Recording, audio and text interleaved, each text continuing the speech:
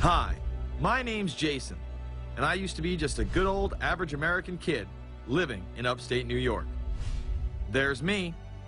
I played baseball, mastered Mortal Kombat, went to the prom, said the Pledge of Allegiance every day, and loved my country.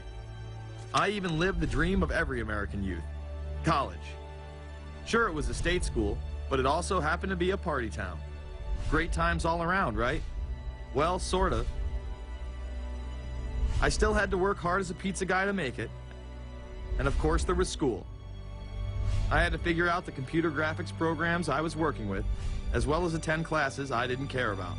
I certainly didn't know much about geopolitics. Then 9/11 happened and everything changed.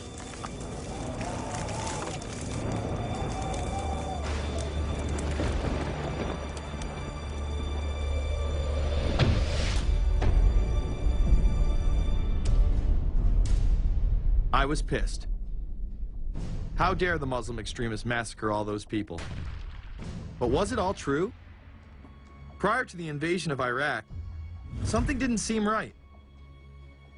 I then did a startling thing. I actually took a look at what happened that terrible September day. What I found horrified and angered me to such an extent that I took action.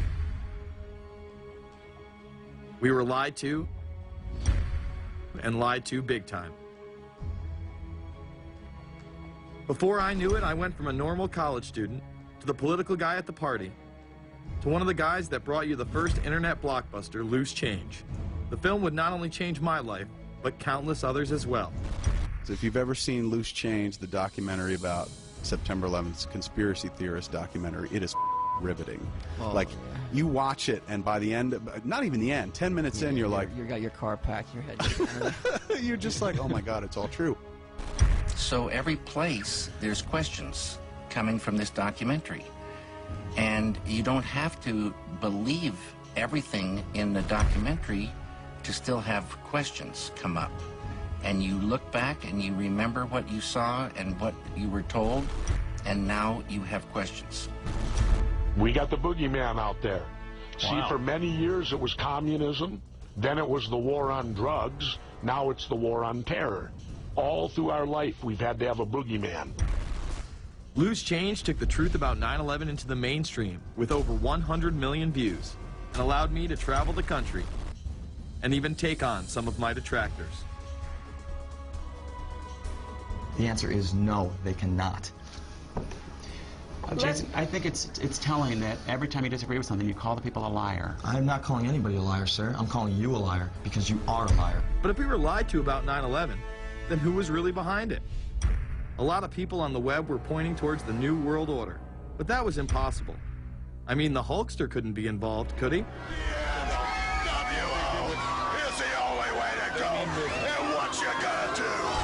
So I set out to find out if the New World Order really existed. And if it did, what was it? Who was involved? And what were their goals? The very word secrecy is repugnant in a free and open society.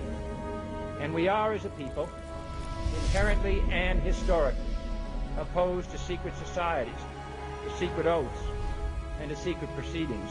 For we are opposed around the world by a monolithic and ruthless conspiracy.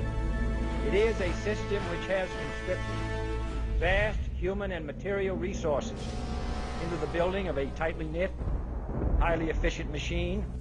Its preparations are concealed, not published. Its mistakes are buried, not headlined. Its dissenters are silenced, not praised. No expenditure is questioned, no rumor is printed, no secret is revealed. Some cringe when they hear the term New World Order, despite all of these prominent people using it.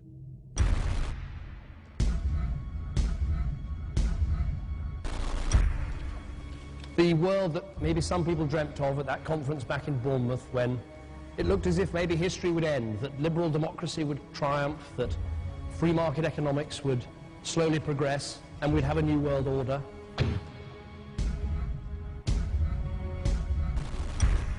And together they helped to create, were the principal leaders in creating, a new world order and a winning strategy in the Cold War.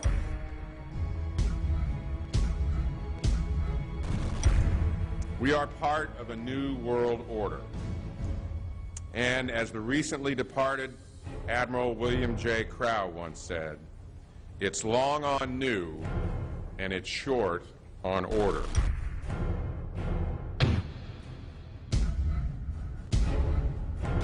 Walter Isaacson wrote a wonderful book about some of the wise men who helped shape the New World Order following the Second World War.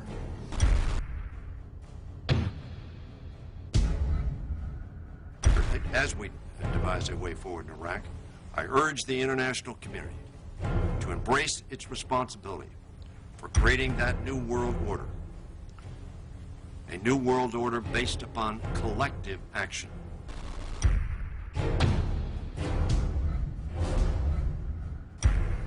The transatlantic partnership was never just the foundation of our security. It was the foundation of our way of life. It was forged an experience of the most bitter and anguished kind. Out of it came a new Europe, a new world order, a new consensus as to how life should and could be lived.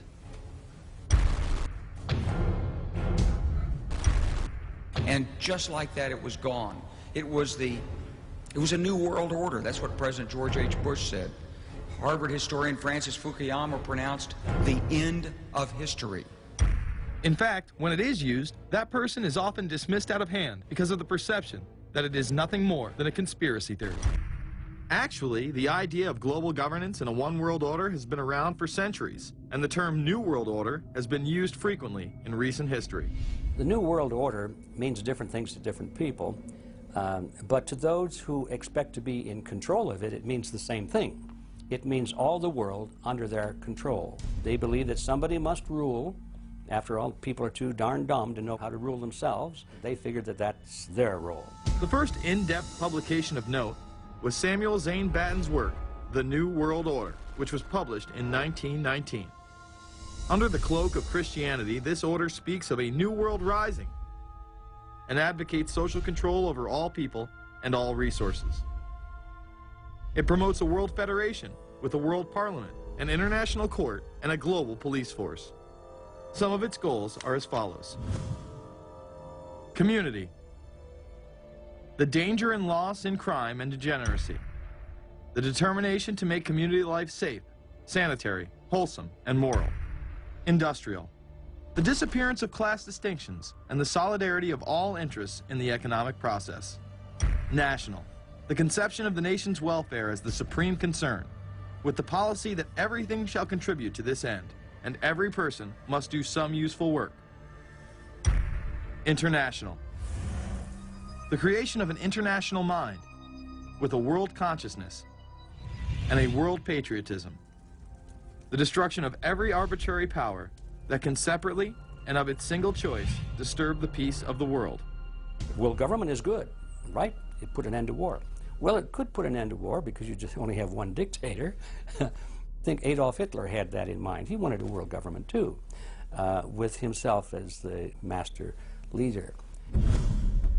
Many have regarded Hitler as the apex of evil, a true heart of darkness. But how many people know that Hitler had his own vision of a new world order? Hitler had been promoted by the establishment. He graced the cover of Time magazine many times and was their Man of the Year twice. His vision was simple: unify Europe and then the world. The only real difference was that his order was racially motivated, instead of being based solely on religion. He even wrote a lesser-known follow-up to Mein Kampf in 1928 that many have dubbed My Order, or New World Order. President Roosevelt would condemn this order prior to World War II. Nazi forces openly seek to establish systems of government based on the regimentation of all human beings by a handful of individual rulers who seize power by force. Yes, these men and their hypnotized followers call this a new order. It is not new, and it is not order. The idea of globalization was so prominent in Nazi ideology that the 1936 Berlin Games would be the first time that the Olympic rings would be displayed prominently and promoted in order to glorify the Third Reich. This symbol represents the 5 major regions of the world: Africa, America, Asia, Europe, and Oceania, interlocking and coming together as one. This one world philosophy still defines the Olympic Games today. Australia, hello and welcome. One world, one dream. Hitler's methods of youth corps, concentration camps, eugenics, and military aggression were so visible to the rest of the world, he eventually failed. However, his vision of a new world order lived on.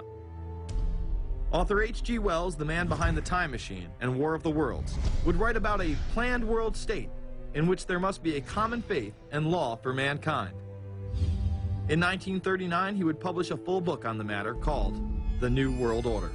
Wells again has a similar vision, stating that national individualism has to go and that sovereign states must end. He then goes on to write, in the great struggle to evoke westernized world socialism, contemporary governments may vanish. Perhaps his most chilling prediction is that countless people will hate the New World Order, be rendered unhappy by frustration and their passions and ambitions through its advent, and will die protesting against it. Many of them quite gallant and graceful-looking people. Collectivism is that concept where individuals are considered to be discardable, and that the group is more important, and that the ultimate group, of course, is the state. And so it boils down eventually to the fact that the state is the all-important unit of society, and citizens exist only to serve the state. Other men of prominence would also promote a New World Order during the 1960s, including industrialist and former New York Governor Nelson Rockefeller. These are some of the reasons pressing us to lead vigorously towards the true building of a New World Order. Rockefeller would also become vice president under Gerald Ford. Religious leader Pope Paul VI, delegates to international organizations, public officials, gentlemen of the press, teachers and educators, all of you must realize that you have your part to play in the construction of a new world order. As well as former President Richard Nixon. And the hope that each of us has to build a new world order. However, Nixon was largely a mouthpiece for his most dominant advisor, Secretary of State Henry Kissinger. Kissinger may be the most vocal proponent for a new world order of his era. He has called for it time and time again, in policy papers, meetings, and interviews. Time magazine recognized both Nixon and Kissinger as Men of the Year after announcing their New World Order in China. However, they were working on it long before. In these once classified documents, they both discussed the new order with the president of Indonesia. Mainstream media was even critical of Kissinger's vision in the early 70s. In ragged, spasmodic fashion, a new world order is coming into being, but it looks less and less like the world order that Mr. Kissinger had constructed in his own mind. Kissinger's New World Order would fall under the radar for some time. However, it saw a vast revival during the first Bush administration. Here is Brent Scowcroft, former vice chairman of Kissinger Associates and former national security advisor under both Ford and Bush Sr., as he discusses the New World Order. Looking at the subtitle this morning, Are We Ready for the New World Order? Gives me something of the shudders. That phrase, New World Order, I'm afraid I'm partly responsible for resurrecting. To me, what that symbolized was perhaps a fundamental change in the character of our response to national security issues. Here, Charlie Rose asked Scowcroft, Kissinger, and former national security advisor Zbigniew Brzezinski if we are living in a new world order. Where are we as we think about this time in American foreign policy? Are we at a special moment which is being redefined? Or are we creating a new world order? We're at a moment when the international system is in a period of change like we haven't seen for several hundred years. In some parts of the world, the nation state on which the existing international system was based is either giving up its traditional aspects, like in Europe, or as in the Middle East. George H.W. Bush would campaign for a New World Order like no other president before him. He would openly discuss it during his State of the Union address. What is at stake is more than one small country. It is a big idea, a new world order, where diverse nations are drawn together in common cause to achieve the universal aspirations of mankind. Again, a unified Europe was a major goal in creating this order. With few exceptions, the world now stands as one. A year and a half ago, in Germany, I said that our goal was a Europe whole and free. Tonight, Germany is united. Europe has become whole and free. The world can therefore seize this opportunity to fulfill the long-held promise of a new world order. We can find meaning and reward by serving some higher purpose than ourselves, a shining purpose, the illumination of 1,000 points of light. Bush Sr. and his administration would tour and promote this agenda across the board at any given opportunity. The President has spoken often of a new world order. And we have an unprecedented opportunity to build a new era of peace and prosperity here and abroad, to build a new world order. It's my understanding, I think that the President, and I don't know the context of how it came up in his speech last night in New York, said that China must be a part of the new world order. Guess I would like to ask you how you envision China fitting into the new world order. It is a country that we are going to have relationships with by virtue of its geopolitical importance. American officials say breaking down regional and national barriers to the flow of goods and services would represent a spectacular benefit to economies around the world. We are building a new world order. Bush would actually make a commencement address at Maxwell Air Force Base declaring the birth of this order.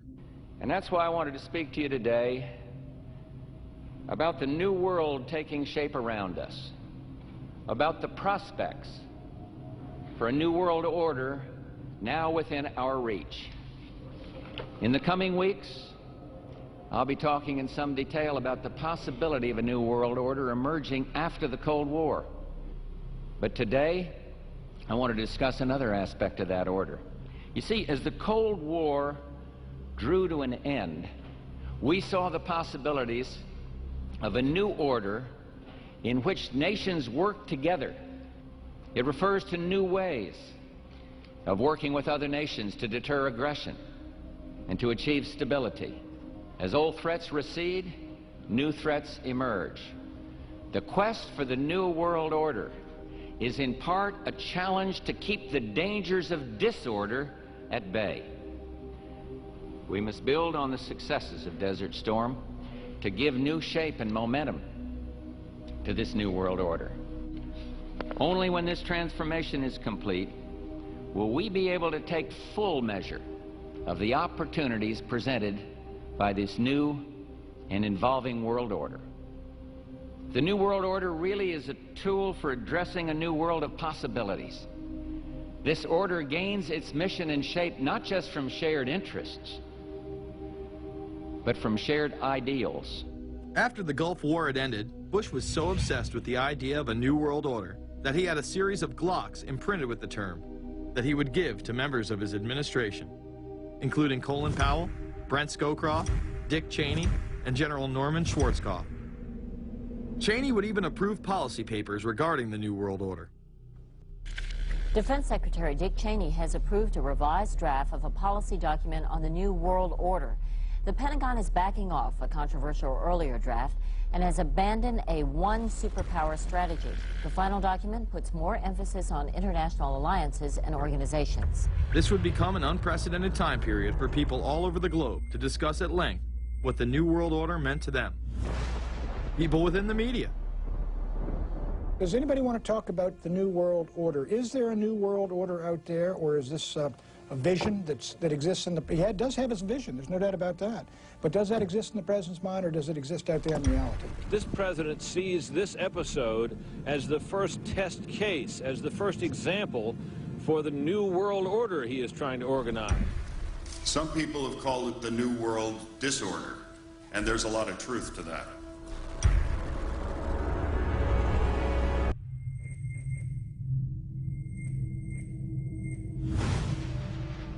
University and institutional chairs. I mean, we're talking a New World Order at Georgetown.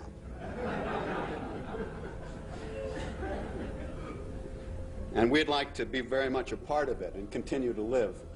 This is a world that is likely to be dominated in the near future, and perhaps longer, by the Gulf War and the New World Order, which is the buzzword of the moment.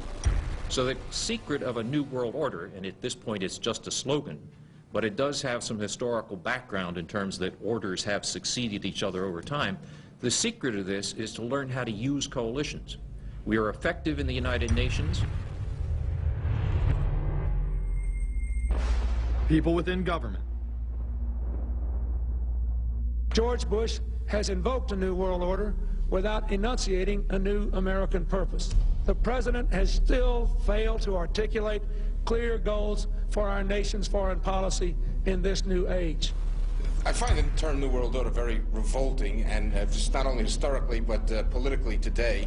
I think Harding is absolutely right, and the actions of the administration just after enunciation of the New World Order put the lie to the fact there is any real substance behind what they say as New World Order. The first act of the New World Order was A, to make war, and then B, was to sell arms all over again.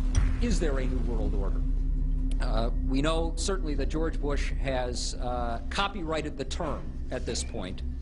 In the aftermath of this war, though, is it an empty vessel into which something will be poured? Is it the appropriate term to use? Is it going to be a New World Order, or will disorder be just as significant in this process as we look ahead? Let's start with Madeleine. I think that we have, in fact, kind of had this term thrown at us, and many of us have not liked it, partially because of the previous historical connotation, and partially because I think it doesn't really deal with the way the world ought to be or is at the moment.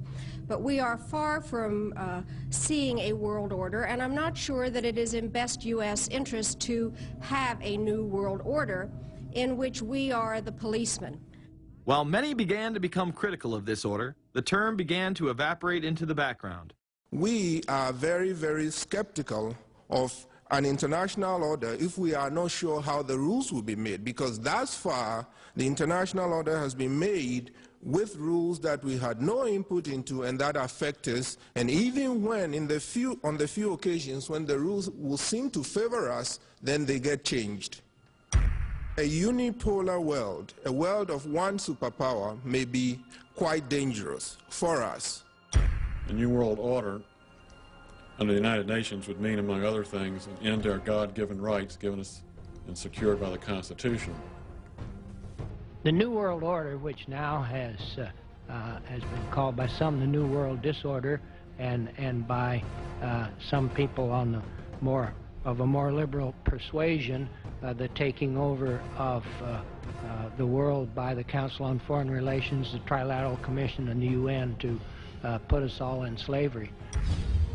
But what are these organizations? Who founded them? And what are the stated goals of each? Before we begin with the Council on Foreign Relations, let's delve further into history to understand roundtable groups and their origins. Its roots go way, way back in history, and they go back to the formation of a secret society, a secret organization that was created by Cecil Rhodes, a very powerful and very wealthy individual. And people have heard about him in history, and they know about the Rhodes Scholarship, and they think, well, isn't that nice? But they don't understand at all what that's all about. Cecil Rhodes, when he died, left his great fortune not to his family, not to his heirs, but for the creation of a secret society. And we know about this because there were some people very intimately involved with this organization who wrote about it. One of the best authors on this topic is Professor Carroll Quigley. He wrote several books, and Tragedy and Hope is the best known of his. He described in detail the secret organization created by Cecil Rhodes, and he explains in these books he knows about them because he was invited by the organization into its inner circle. He was never a member of it, but he was invited in as their historian, and he was allowed to see their secret records and papers and study them for several years. And he knew all the important players, and he understood what it was about, and so he wrote these books. It's an amazing thing because he laid out in great detail what the purpose of the organization was and how they were the major players in all of the big international events since and including World War I. The bottom line is that you take the roots of that organization and you find out that they created in all of the British dependencies what they call roundtable groups. And then around those little roundtable groups, they created front groups. And the purpose of these front groups and roundtable groups was to penetrate into the governments of all of these different countries, to penetrate into the media centers, to penetrate into the educational systems. In other words, to penetrate into the social fabric, the power centers of society, and literally take them over from the inside without anybody being aware that they were controlling influence. After World War I, the International League of Nations arose as a precursor to the United Nations in 1919, under what seemed to be the vision of President Woodrow Wilson and his 14 points. The League of Nations was the first attempt at the New World Order, the first attempt at a global government based on the model of collectivism. And it was the brainchild of the elitists, the ancestors of the very people who are still working on this project. They're collectivists, the very wealthy people. They're the ones in this country who dominated the powerful tax-exempt foundations, like the Carnegie Endowment Fund for International Peace, the Rockefeller Funds, the Ford Foundation, and groups like that. These people were on record, even way back then, that they had to have a new world government, and they dreamed of that being embodied in the League of Nations. And they were solidly behind it. And that was one of the reasons those people encouraged the United States into World War I, was because of the crisis of World War I, and that would also condition Americans to thinking of making big changes in their system, because we certainly don't want another war like that, do we? There's that fear angle again. And they thought, well, by being in World War I, then we would be a major participant at the table to carve up the world and create a new world government. And that was to be the League of Nations. Well, what happened to it is that the American people didn't really go for it. Wilson was aware of the elite and their control over society. In his book, The New Freedom, published in 1913, he discussed such a group. Since I entered politics, I have chiefly had men's views confided to me privately. Some of the biggest men in the United States, in the field of commerce and manufacture, are afraid of something. They know that there is a power somewhere so organized, so subtle, so watchful, so interlocked, so complete, so pervasive, that they better not speak above their breath when they speak in condemnation of it. Ultimately, this insight did not spare him from becoming yet another puppet of the global elite. You're watching Invisible Empire, A New World Order Defined. I'm Alex Jones, the producer of this film. I have produced 5 of the top 10 films in internet history, whether it's Loose Change Final Cut, Endgame, The Obama Deception, or Fall of the Republic. Yes, we've made informative, well-documented films, but the real credit for the success of these documentaries lies with you, the viewers. My friends, Invisible Empire is so important for people that need a crash course in the history of the ruling class and what this establishment is setting up. Please support the filmmakers so we can make future documentaries. Visit Infowars.com. Purchase the high-quality hard case DVD that has over 30 minutes of expanded extras. Make copies of that because it's the best quality available. Give it to everyone you know. Have public showings, whether it's the library, a local theater, or your home. Get it out to everyone you know. Get a PrisonPlanet.tv membership. Download all my films in high quality. Burn them to disk and give them to everyone in your community. If we expose the globalist, there's no way they can carry out their hellish plan. The destiny of this film is in your hands. You've made our previous films incredible successes.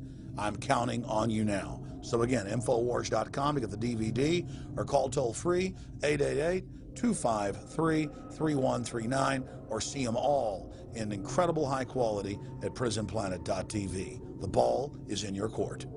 PrisonPlanet.tv is a better tool than ever in the info war. Over 6 years of my radio and TV shows, all my films in super high quality, my book, Paul Watson's book, all there, 15 cents a day. Your support of PrisonPlanet.tv empowers the resistance to unlock minds worldwide. In all of the British dependencies, these organizations, the front groups, were called the Royal Institute for International Affairs. In the United States, they chose a different name. They chose the Council on Foreign Relations, but it held exactly the same relationship to this inner society of Cecil Rhodes. Among the charter members were W. Averell Harriman of Union Banking, then President of the United States Woodrow Wilson's main advisor, Colonel Edward Mendell House, John D. Rockefeller, the founder of Standard Oil, banking mogul J.P. Morgan, and prominent bankster Paul Warburg. Well, the Council on Foreign Relations exists today. It's probably the most powerful single organization in America. Many observers, including myself, believe that it is the hidden government of the United States. These people are not elected to office, and most Americans don't even know who they are.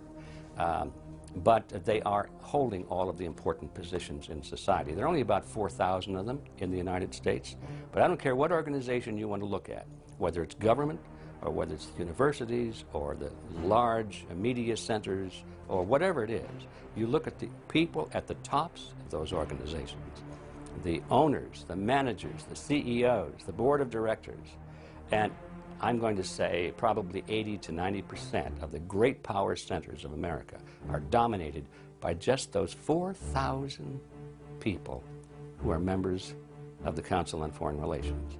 Throughout its history, it would contain extremely influential and powerful individuals in finance, business, media, and politics. Former presidents of the United States include Richard Nixon, Gerald Ford, Jimmy Carter, and William Jefferson Clinton. Currently, Barack Obama claims not to be a member, but has spoken in front of the Council and has had his writings published in the Council's magazine, Foreign Affairs. It's been reported that you and your wife are in the globalist CFR, which is the Council on Foreign Relations. I'd like to know if that is true. Well, first of all, I'm not the Council on Foreign Relations. I don't know if I'm a official member. I've spoken there before. It basically is just a forum where a bunch of people talk about foreign policy, and so there's nothing. There's no official membership. I don't have a card or, you know, a special handshake or anything like that. Now, why is that important? It's important because the avowed purpose of the Council on Foreign Relations is to create a new world order, a global government based on the model of collectivism. And that includes the elimination of the United States as a sovereign nation. That's why it's important. The people running this country are determined to destroy it.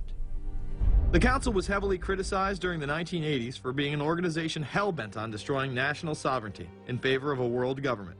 So many of its members hid their association with the organization. Dick Cheney had this to say in response to a question by David Rockefeller, who became the CFR's youngest director in 1949 and was chairman of the board from 1970 to 1985. He remains an honorary chairman to this day. It's good to be back at the Council on Foreign Relations. As Pete mentioned, I've been a member for a long time and was actually a director for some period of time. I never mentioned that when I was campaigning for re-election back home in Wyoming. Now, you are the president of the Council on Foreign Relations, all right? Yes, sir. You guys toy with countries of the world like toys, don't you? You're like the Illuminati, you're the Masons, you control everything, don't you? That's the rap on you guys. What's so interesting now, though, is who's on the chessboard. It's the toys, if you will, are a lot more than states. Notice that Mr. Haas does not deny that the CFR has massive control over the geopolitical arena, and instead tries to focus on the separate entities outside of nation-states. Current Secretary of State Hillary Clinton also reveals the importance of the CFR here. But it's good to have an outpost of the council right here down the street from the State Department. We get a lot of advice from the council, so this will mean I won't have as far to go to be told what we should be doing and how we should think about the future.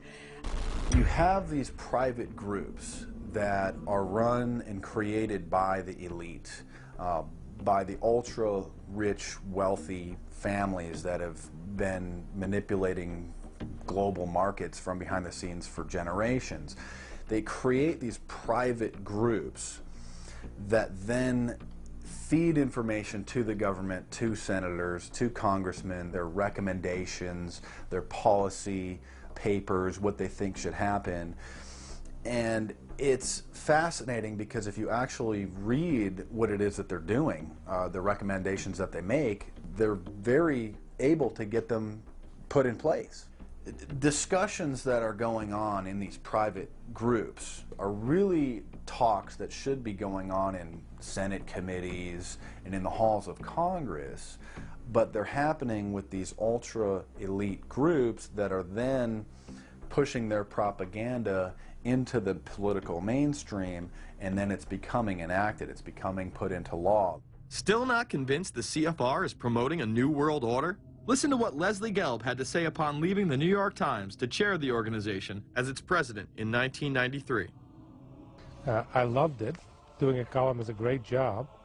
I'm going to an equally great but different job, and in a way a job that caps everything I've been doing in my life, in government, in academia, and in journalism. I think that's what the Council on Foreign Relations will allow me to do. Well, you know, for example, you had me and 3 or 4 other folks on this show a few months ago to talk about the New World Order, right? Exactly. Right? Bob I talk about it, you, exactly. Right. I talk about it all the time. New World Order wants a global system where one small central authority of individuals can then dictate a policy that's going to be distributed down to the rest of the world, everywhere, in the smallest little town in the middle of nowhere in some remote country. I now think it's safe to say that the Council is extremely influential on the world stage and openly promote global governance. The Council and the globalists were able to take this agenda to the next level following World War II. The United Nations was born out of the ashes of this conflict. Unlike the League of Nations, the United States not only joined this organization, they championed it. First book I wrote was The Fearful Master, a second look at the United Nations. It was written at a time when it was not popular to be critical of the UN. I mean, the United Nations was viewed by almost everybody as our last best hope for peace. It was a means, we were told, to bring humanity together and put an end to war and live in peace and harmony and promote trade and all of these good things. I wish it were any of those things, but it's not. The original charter for the United Nations was drafted in San Francisco in 1945. And the United States became a permanent member of the Security Council, along with France, the United Kingdom, the Soviet Union, and the Republic of China. The process by which other nations' belief systems could be used to erode and eviscerate our Constitution and Bill of Rights had taken a giant leap forward. The United Nations is one of the most well-known sort of globalization attempts. Its primary goal is to streamline all the governments of the world, to create a global council and to unify all the rules and all the regulations for the world. So it's essentially the precursor and an engine of this new world order. The United Nations is made up of all of the countries of the world, most of which are dictatorships of one kind or another. And you don't take a bunch of dictatorships and put them into a bag and shake it up and come out with a freedom-loving governmental unit. You come out with a global dictatorship. This was the public face of global governance. However, many other organizations have been birthed since. Even more suspect is a private group called the Trilateral Commission. David Rockefeller and Henry Kissinger are among its some 300 influential members. The Trilateral Commission, rich and powerful business and political leaders from Japan, Europe, and North America. The New York-based policy group was formed in 1973 by Chase Manhattan Bank Chairman David Rockefeller. In addition to Rockefeller, there are many other noted American members. Among them, economist Alan Greenspan, former Defense Secretary Harold Brown. George Bush was once a member but resigned last year before his unsuccessful presidential campaign. Back then, it wasn't politically wise to be aligned with what his party's right wing considered a shadow world government. The United Nations would take over America. The Trilateral Commission would control the world. Just look at its membership, they say. Current and former members include Presidents Clinton, Bush, and Carter. Names like Brzezinski, Christopher, Kissinger, and Schultz. And top executives of ITT, Xerox, Exxon, and Nations Bank. Although this group with only 300 members seems to be at the apex of the power structure, there is yet another group formed in 1954 that is even smaller in number and has a greater influence on world events. Meet the Bilderberg Group. This elite group meet annually around the globe. There is a core group of members who have attended every year for decades, such as David Rockefeller, Henry Kissinger, and Queen Beatrix of the Netherlands. These members invite others who are politically and socially relevant at the time. Each year, around 140 people are in attendance.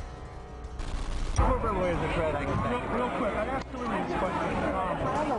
In 2004, you attended a meeting in Italy called the Bilderberg Group. I just want to know what you were doing out there, what that was all about. If she lied to me and told me she didn't go, I figured you might tell me the truth. All I did was go. They had a Republican and a Democrat. Republican was... I gave like a 20-minute talk on the presidential election. Did it have anything to do with being John Kerry's running mate? Did you talk about that at all? No, because I wasn't his running mate. Okay. I happened to be in Europe then on my way to Russia. I was invited to go to Bilderberg by Bernard Jordan, a friend of mine and a genuine hero of the civil rights movement. And to the best of my knowledge, NAFTA was not discussed by anybody in my presence. Documents released by the group in 2001 reveal that in September of 1955, the group met in Germany and covertly outlined the idea of a European Union. Section E, European Unity, discusses the general support for European integration and unification, and the idea to unify Germany once again with the rest of Europe under a common marketplace. Belgian Viscount and current Bilderberg chairman Etienne Davignon told the EU Observer in 2009 that the next Bilderberg meeting could improve understanding on future action in the same way it helped create the euro in the 1990s. This illustrates the patience, vision, and reach of this organization. It was able to promote and establish both the European Union and a European currency over the course of just under 40 years, incrementally. One of the things that the elitists discussed back at the turn of the century when they were talking about how do you convert the United States into a collectivist system was the fact that you can't do it quickly.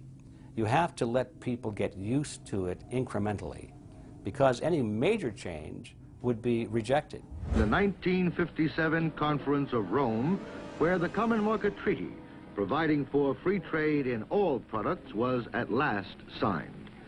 6 nations, France, Germany, Italy, Belgium, Holland, and Luxembourg, agreed to remove all mutual barriers to trade within 12 to 15 years, the embryo of a political union which they proclaimed to be their ultimate objective. In that fashion, it's possible for people to get used to this process and even to think it's a good thing. People will accept the gradual growth of government, the gradual loss of their purchasing power. They'll accept almost anything if it's done gradually, and we have to be very alert to that. 2008 and 2009 attendees include World Bank President Robert Zoellick, Treasury Secretary Timothy Geithner, former head of British Secret Intelligence Richard Dearlove, Donald Graham, CEO of the Washington Post, CNN host and author of The Post-American World, Fareed Zakaria, and many other giants of business, politics, and media. You just came back from meeting with the Bilderberg Group. The Bilderberg Group are, you know, when people who are conspiracy theory people, they send me mail, it's usually about the Bilderberg Group. And I get these books on my front door, which I'm uncomfortable with. And it's all about the Bilderberg, like they're the modern day Illuminati. Are you a member of the Bilderberg Group? I don't think we're supposed to talk about this. Many have identified them as the kingmakers, the puppet masters that pull the strings behind the scenes. Perhaps there is no better example of this than what occurred during the 2008 conference. Immediately after Obama had been selected as the Democratic presidential nominee, the pressure was on to choose a running mate. We've put together a committee. We are going to be equally deliberative in how we move forward. And we're not going to do it in the press, and we're not going to do it through surrogates. He then tricked the press corps into staying on the plane as it took off from Washington. He was whisked away to an undisclosed location. Obama was supposed to fly home. He'd been here in Virginia. He was supposed to fly home out of Dulles, as you know, outside Washington, D.C. The press corps was waiting for him on the plane, and the pilot announced that they were leaving, and Barack Obama was not on the plane. Presumptive nominees in the past has always been that they have at least a press pool with them at all times. Is there a reason why we didn't go with him in the motorcade all the way? This is what we're out here for, and now we're on this plane with no candidate. Again, you know, look, I understand. There was a desire to do these meetings, obviously, in private. The press then began to report that Obama and Hillary were meeting secretly in her home. Well, we continue to follow our breaking news. Barack Obama, Hillary Clinton meeting tonight at her house in Washington, D.C. However, it was later revealed that they never actually met at Clinton's home. And we're following this breaking story. Candy Crowley, we understand, has new information. Candy, what have you learned? We are hearing actually from Chris Welsh, who is our embed with the Obama campaign. Those are the people that took off without Obama and went to Chicago. The spokesman there is in fact confirming that the meeting did take place. They're talking in past tense now, but saying that the meeting did not take place at the Clintons' house. It took place at this point at some place, I don't know where, some undisclosed place in Washington, D.C., not at Hillary Clinton's house. Remember, Gibbs mentioned that Obama had a desire to have several meetings, not just one. Is there more than one meeting? Is there more than one person with whom? I'm not going to get into all the details of the meetings. I don't know that I've got a ton more different answers for all of your questions. The truth of the matter is that Bilderberg just happened to be in the neighborhood at the time. They were holding their annual meeting just down the road in Chantilly, Virginia. What are the chances?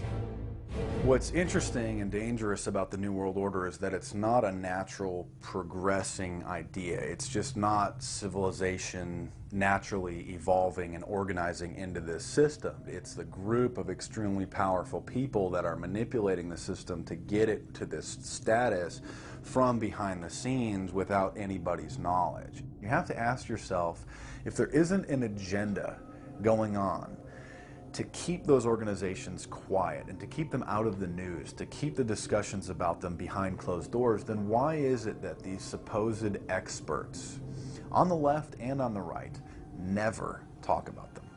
This has been a condensed history of the globalist organizations and their rise to power.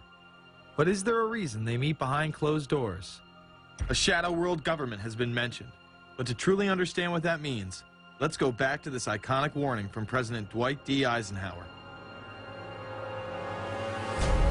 Progress toward these noble goals is persistently threatened by the conflict now engulfing the world. It commands our whole attention, absorbs our very beings.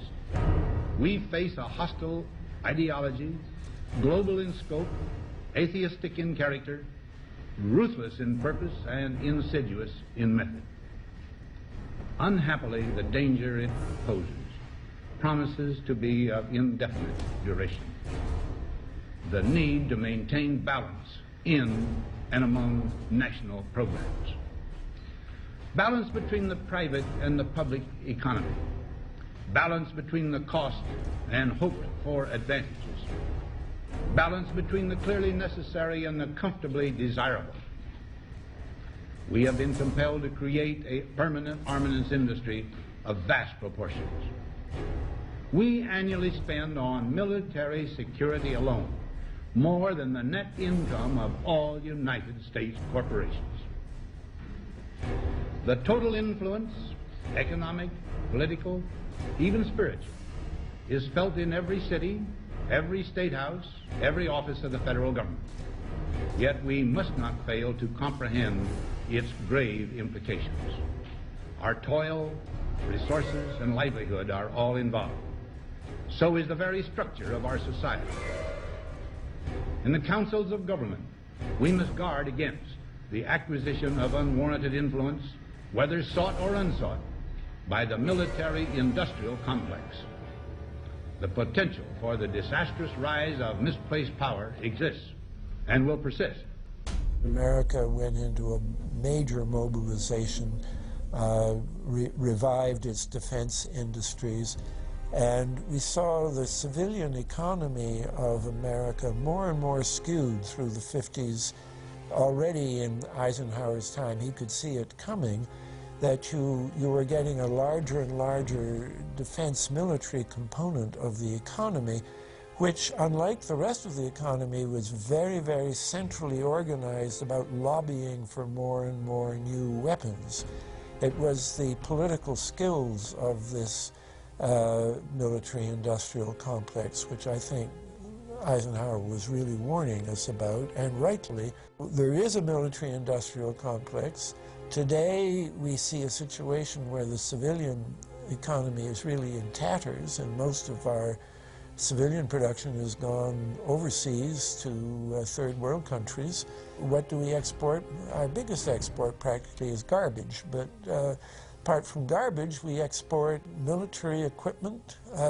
We have a special act which subsidizes, makes it possible for countries abroad to buy our armaments because it's too expensive to produce them for one country only.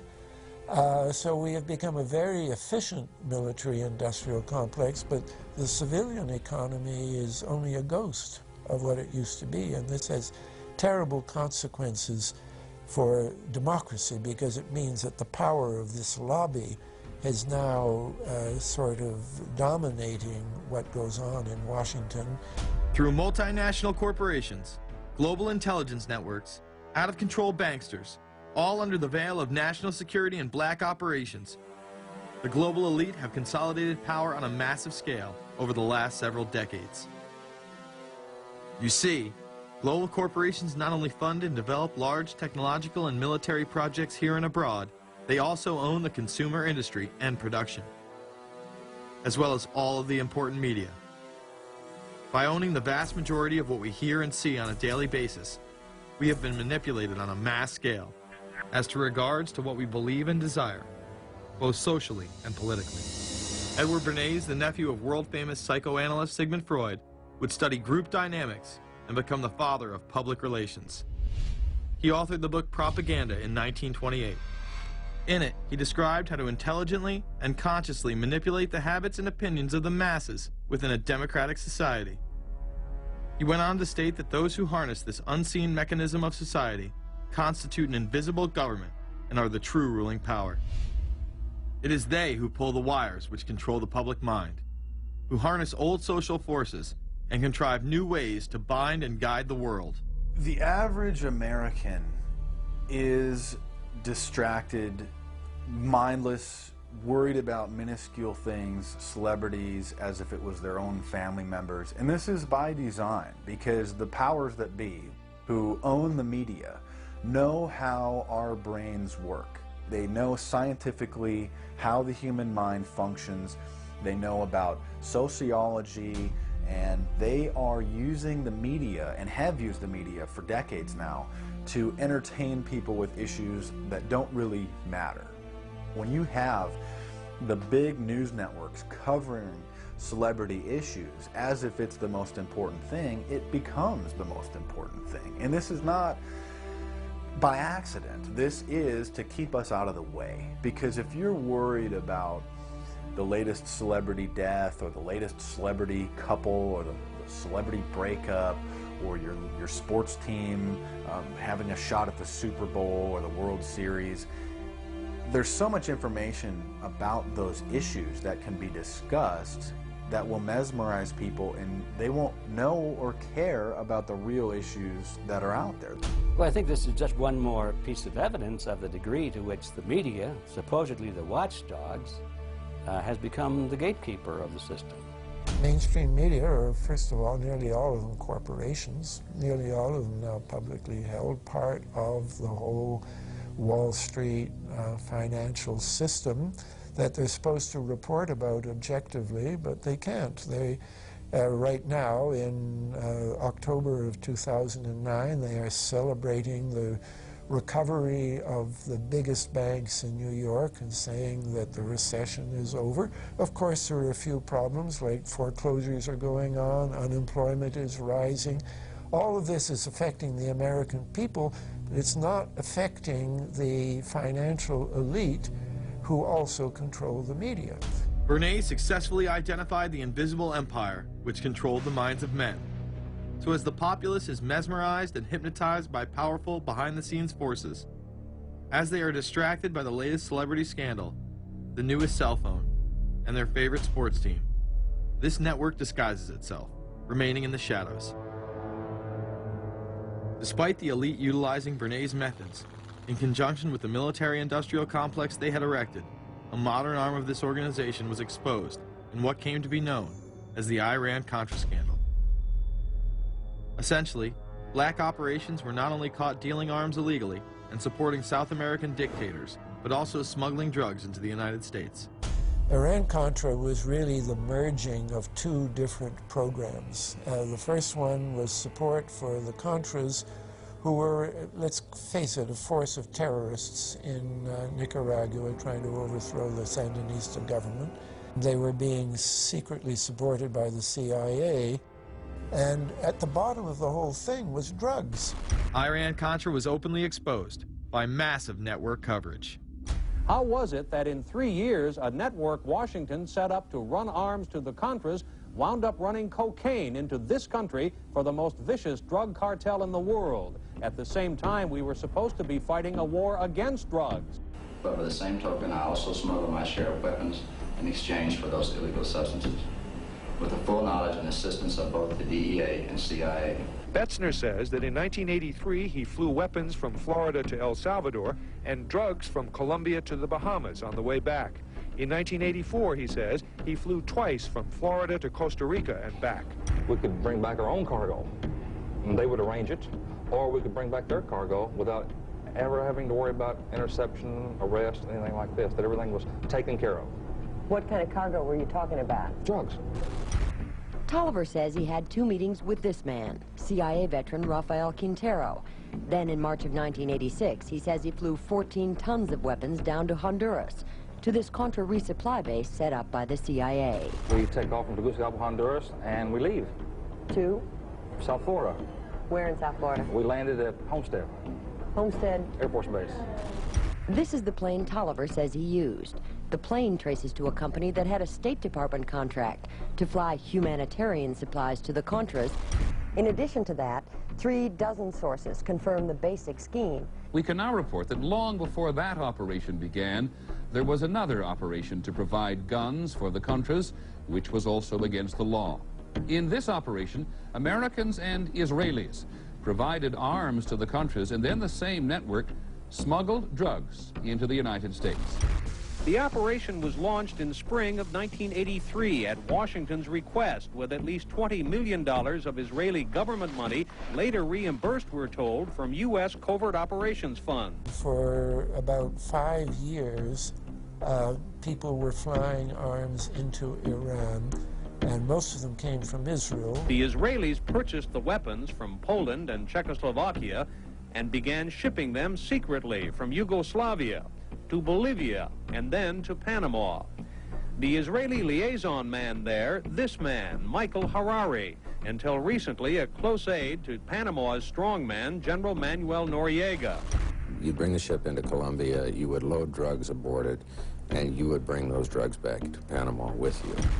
But bringing that stuff into the United States, that was something else. I've never been so thoroughly disgusted with myself in my life.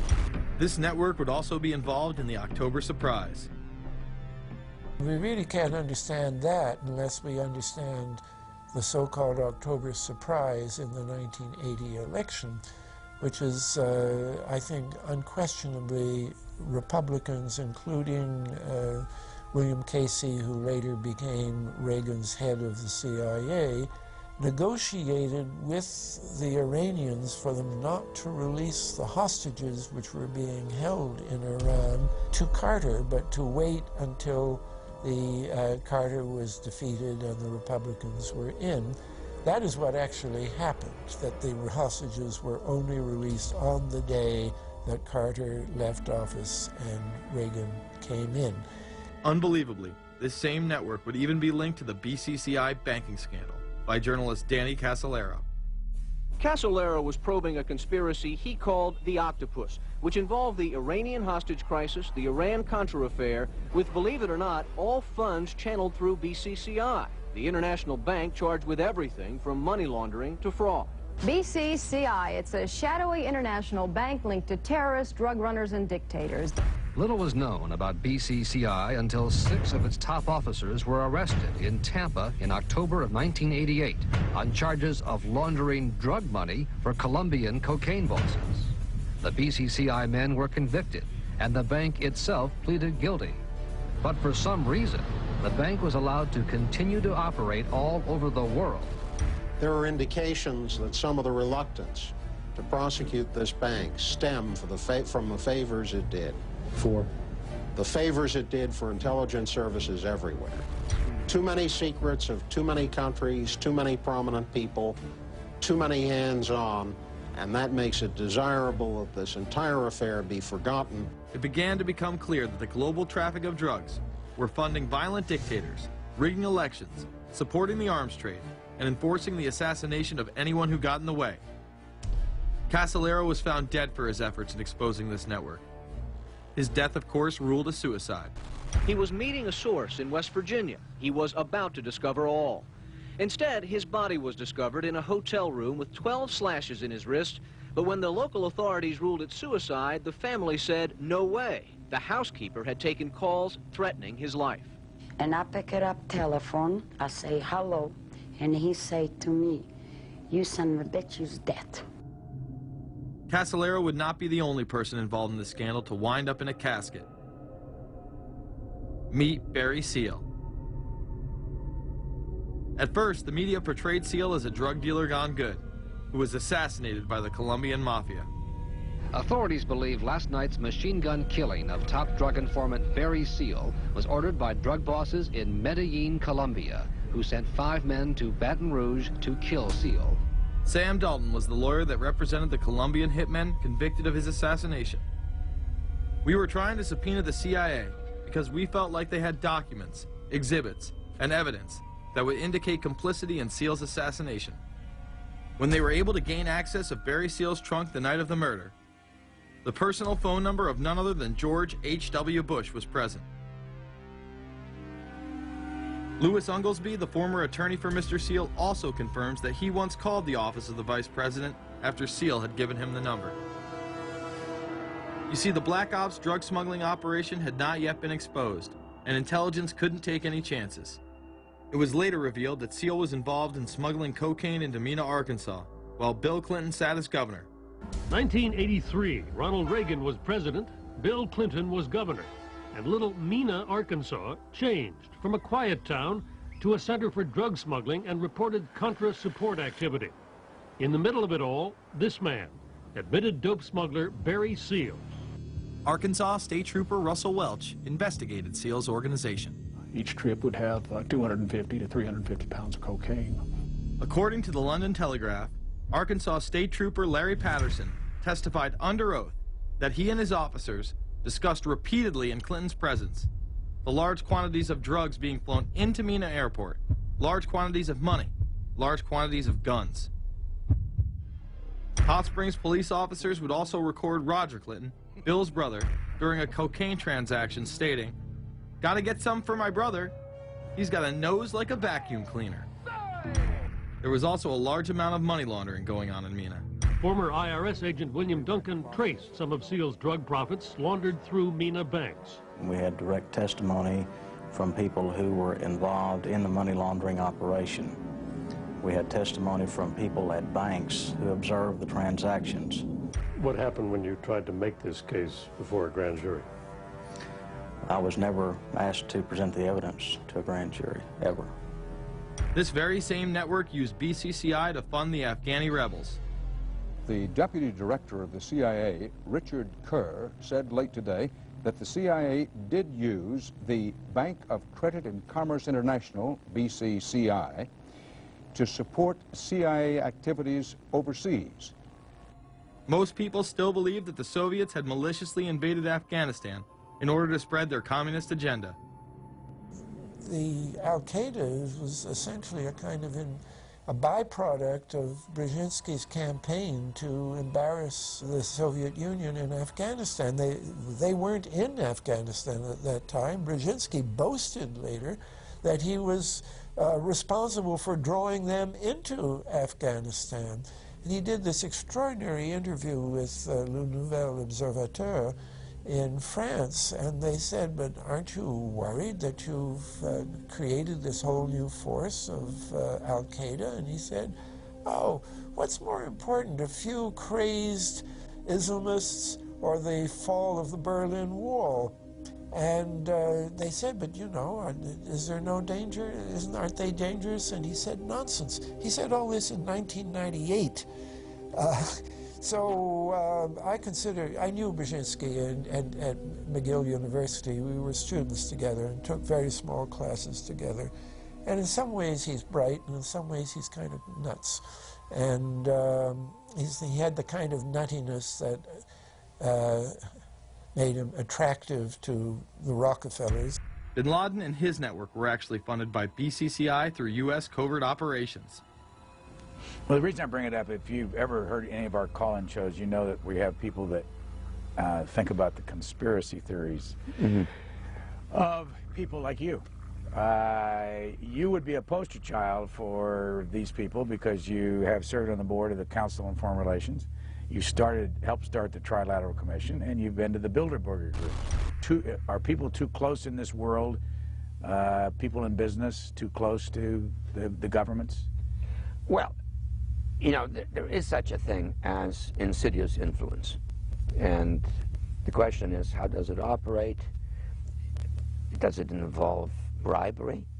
And does it involve some sort of psychological domination of individuals? I don't believe in this notion of some sort of secret societies controlling people. But of course, in any political system, there are sort of over-the-table and under-the-table arrangements. Arrangements that involved ruthless, illegal, and immoral activities in order to dominate humanity. Despite all of the evidence that has just been presented, this network would fall down the memory hole, even though 14 convictions were made in the Iran-Contra scandal. The continued cover-up would be made possible by George H.W. Bush. These documents that came forward in the North trial clearly reveal the involvement of the Vice President to a greater degree, I think, than he has acknowledged heretofore. This, of course, did not stop him from pardoning those involved during the twilight of his presidency. Some new reverberations today to President Bush's Christmas Eve surprise, the pardoning of former Defense Secretary Caspar Weinberger and several others in connection with the Iran-Contra allegations. Well, now the special prosecutor says it's the president who needs to explain some things. The real issue is why the notes weren't produced 5 years ago when the congressional investigation and the independent counsel's investigation had requested them. Because high-level political officials scrambled to limit the investigation and establish plausible deniability for the upper echelons of the network, including Bush himself. So who is this guy, and how did he come to power? To understand that, we must first take a look at his father, Prescott. Prescott was born into privilege and became extremely influential in business, intelligence, and politics. He helped establish the CIA out of the Army's Office of Strategic Services with the Dulles brothers, and served as a senator in the state of Connecticut. However, during his time serving as one of the directors of Union Banking Corporation, he was doing business with Nazis. The Bushes have been sort of at the heart of the military-industrial complex since its very beginning, and that Prescott was involved in a firm that actually fronted for Nazi firms in America. In fact, Union Banking and its subsidiaries were seized by the United States government in October of 1942 under the Trading with the Enemy Act. After the war, the assets were returned, a few fines were paid, and it was swept under the rug of forgotten history. These Nazi ties should not be all that shocking, seeing as it has been declassified that the Office of Strategic Services recruited Nazis into its ranks through Project Paperclip in August of 1945. George Bush seemed to follow in his father's footsteps, using Prescott's business connections to move to Texas and get into the oil industry. He would first attain political office as a Texas congressman in 1966, but then lose his bid as a Texas senator in 1970. It was at this time that Nixon appointed Bush as an ambassador to the United Nations. According to official accounts, Bush then began work with the CIA as its director in 1976.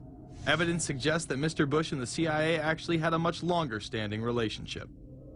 There are indications that he had relations to the CIA before.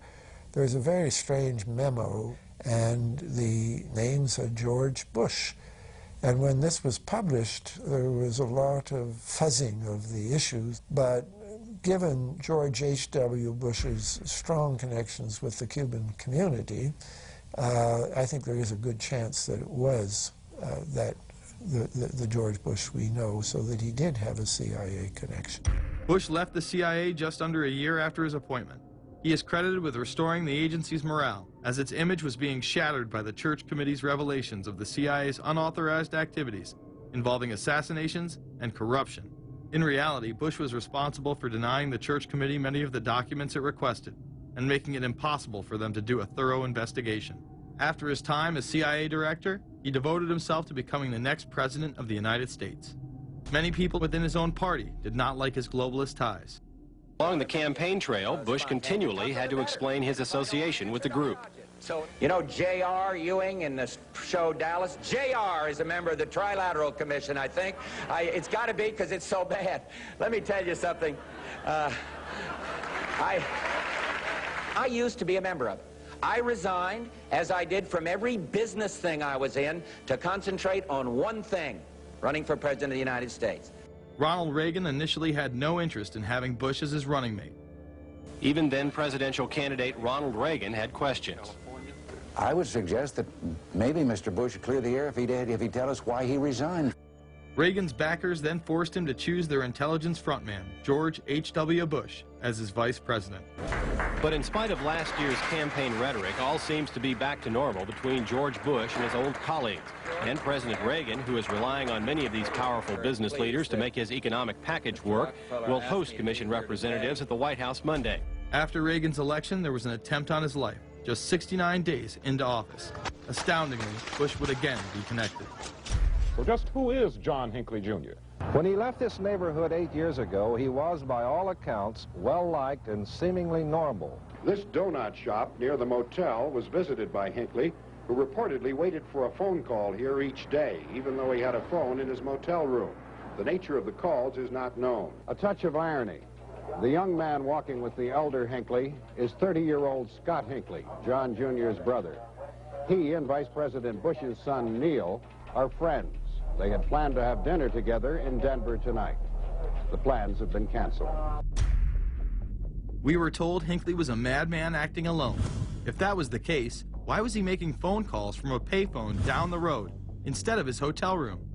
Why was the would-be assassin's brother a family friend of the man who stood to gain the presidency? While Reagan led the nation in the public eye, Bush exploited his power through the largely unknown Continuity of Government Directive. In the United States federal government, there is a super-secret agency which controls this shadow government.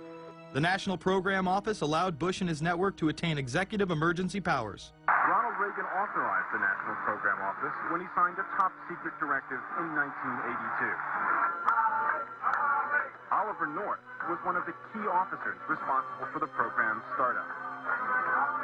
Under the NPO's direction, 4 agencies were charged with execution of the Doomsday Plan: the CIA, the Departments of State and Defense, and the Federal Emergency Management Agency.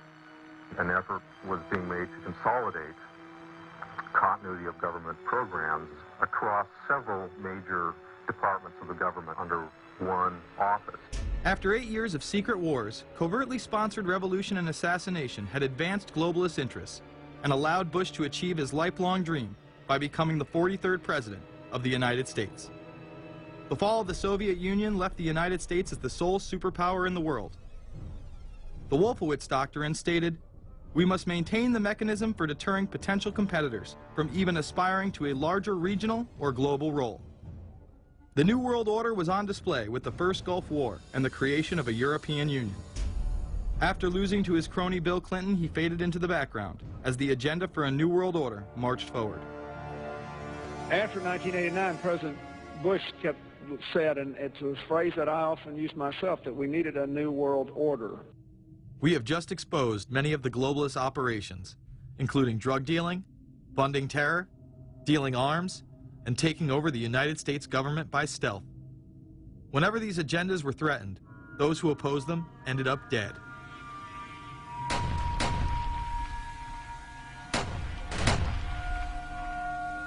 We've got some difficult days ahead, but it really doesn't matter with me now, because I've been to the mountaintop.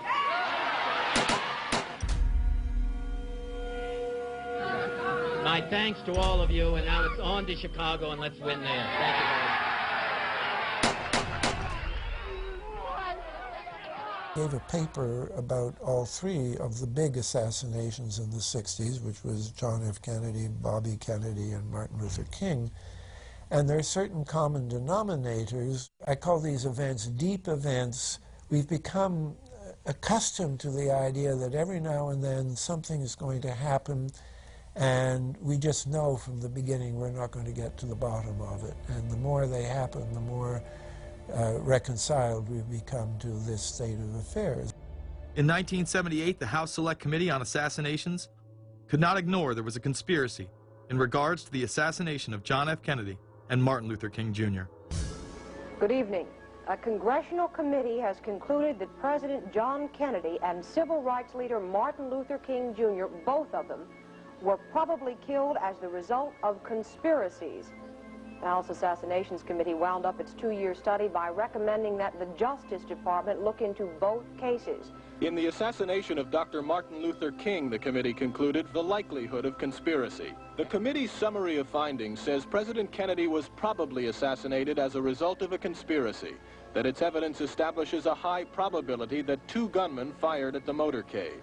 The committee concluded that President Kennedy did not receive adequate Secret Service protection in Dallas, that the CIA was deficient in sharing information before and after, that the Justice Department and Warren Commission failed to pursue possible conspiracies and made their conclusions too definite. There seems to be no debate that the CIA and Secret Service were involved in the assassination, as you can clearly see 2 Secret Service agents being taken away from their positions at the back of Kennedy's vehicle just moments before the assassination. And no matter what you believe about Oswald, it has now been declassified that Oswald was trained by the CIA in 1957 under the cover of the Office of Naval Intelligence. These political assassinations continue to this day. The 11-person jury in the inquest must decide if these stills, never before seen of Diana in the Mercedes and then the crash, are the frantic moments after a tragic accident or the aftermath of a calculated murder. Mr. Al-Fayed? Mohammed Al-Fayed, Dodi's father, has long since made up his mind. I believe that my son and Princess Diana have been murdered by the royal family. He claims Diana was pregnant and about to announce her engagement to his son, an embarrassment so great, he says, that Prince Philip commissioned British Secret Service to kill the couple. Assassination is an option when the ruling class can identify an enemy who cannot be compromised. But how do they bend the population's will to do their bidding? Well, the false flag operation is one in which the attacker carries the flag of someone else. It's usually a military operation, and the purpose, of course, is to create the impression that the attacker is someone else. They want to create negative public opinion against the nation whose flag was being used. Or they may even not use a flag at all. This sort of thing is done all the time, and it's certainly not unique in history. I think we've been seeing a lot of it lately. Americans are easily motivated by false flag operations, and I think it's inevitable that we will see false flag operations in the near future. It is used in order to seize power at an accelerated pace. A very well-documented modern example of this is the Tonkin Gulf incident. There were two sets of Tonkin Gulf incidents. The first one on August 2nd were real but trivial. The second on August 4th, 2 days later, were the ones to which we actually sent planes off in retaliation and were, in theory, much bigger, a torpedo attack on a U.S. destroyer, but in fact it never happened. When McNamara visited Vietnam, he confirmed the Tonkin Gulf incident never occurred, and once again, we were lied into war. To this day, I don't know what happened on August 2nd and August 4th, 1964 in the Tonkin Gulf. The general provided the answer, saying his Navy attacked the Maddocks on August 2nd, but on the 4th, nothing happened. There was absolutely nothing, he said. We know for a fact now that NSA and CIA both falsified their reports up to Johnson on that day to make it look as if there had been an attack. Upon the fall of communism, a new threat had to be established in order to maintain their military-industrial complex and keep the people in fear of invisible enemies. More modern examples of this have been used not only to start conflicts abroad, but to instill fear in large populations in order to demonize groups and further erode civil liberties. The majority of people still believe that Timothy McVeigh was a right-wing extremist who bombed the Oklahoma City building with a Ryder truck because he was upset with the government. People close to the event told a very different story. A local congressman believes that convicted bomber Timothy McVeigh and his accused co-conspirator Terry Nichols are not the only ones involved. The Oklahoma State Representative Charles Key produced a videotape featuring witnesses who claim to have seen Timothy McVeigh with another man the morning of the bombing. He was wearing a ball cap. Timothy McVeigh had his on backwards, which just like this. It was on his head. The other gentleman had his on like this. In fact, the FBI had actively pursued John Doe No. 2 in its initial investigation, then denied his existence altogether. There were also multiple reports that explosives were found inside the Murrah building. The Justice Department is reporting that a second explosive device has been found in the AP Murrah building in downtown Oklahoma City. Mike, you're still with us, aren't you? Yes, I am, and I might tell you in addition to that, in fact, what we were told at the scene a few minutes ago was that, in fact, 2 different explosive devices were found in addition to the one that went off. The second explosive was found and defused. The third explosive that was found, and they are working on right now as we speak, I understand, both the second and third explosives, if you can imagine this, were larger than the first. Bomb squads were actually caught on video pulling into the building to retrieve these devices. They'll back that trailer down there, and the bomb squad folks will go in, and they will use that trailer. You see the bucket on the back there, sort of, this is how they would transport the explosive device away from this populated area to try to do something with it. I just took a look down the street at the Murrah building again. I see another bomb truck going, so apparently they're going to try to get out that third bomb that's been talked about. This was even confirmed by the governor at the time, Frank Keating. One device was deactivated. Apparently there's another device, and obviously whatever did the damage to the Murrah building was a tremendous, very sophisticated explosive device. Members of the ATF who would have normally been in the building were tipped off prior to the bombing. He saw what appeared to be a police bomb squad truck near the Murrah building 2 hours before the blast.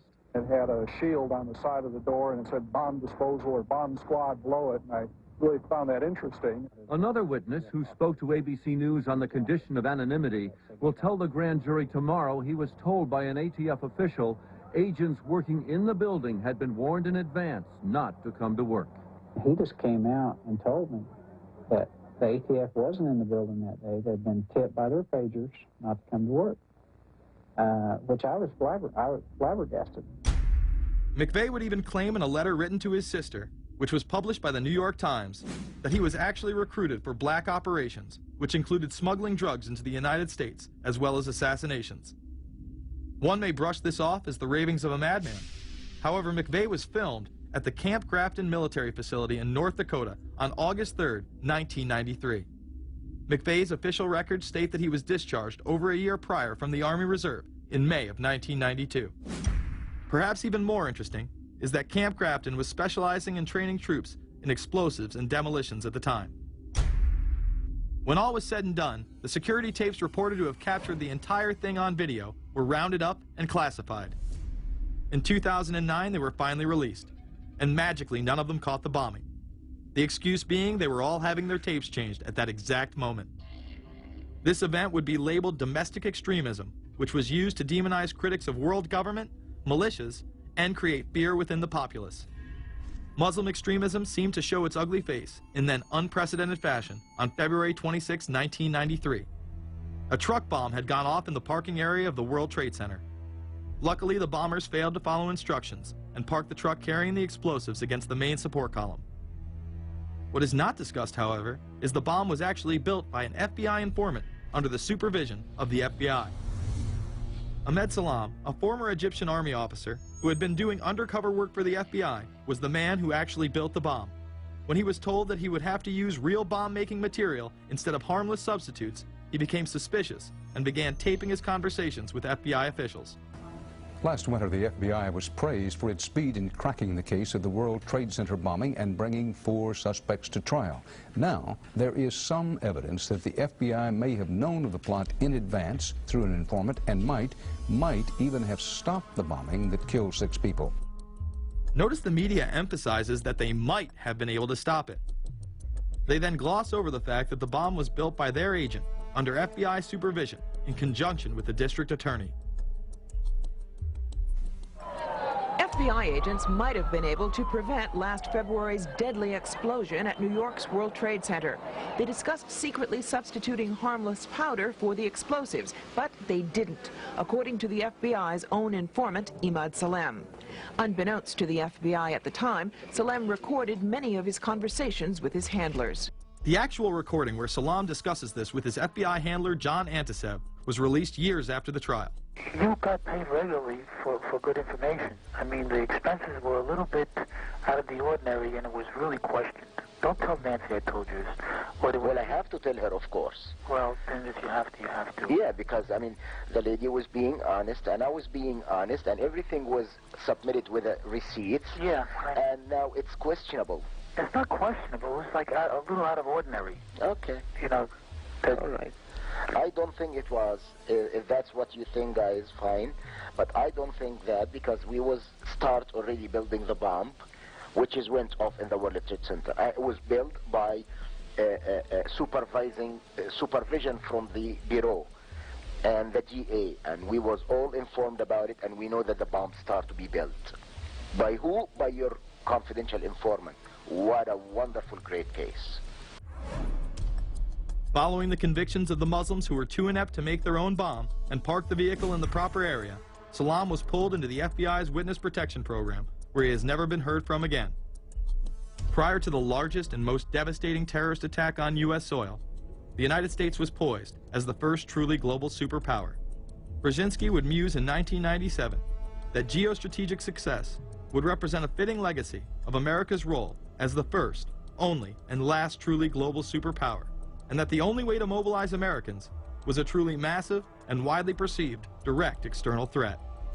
In September of 2000, a neoconservative think tank called the Project for a New American Century echoed Brzezinski's statements, saying the United States is the world's only superpower, combining preeminent military power, global technological leadership, and the world's largest economy. An engine for New World Order ideals, members of PNAC included Dick Cheney, Donald Rumsfeld, Jeb Bush, Scooter Libby, William Kristol, and Paul Wolfowitz.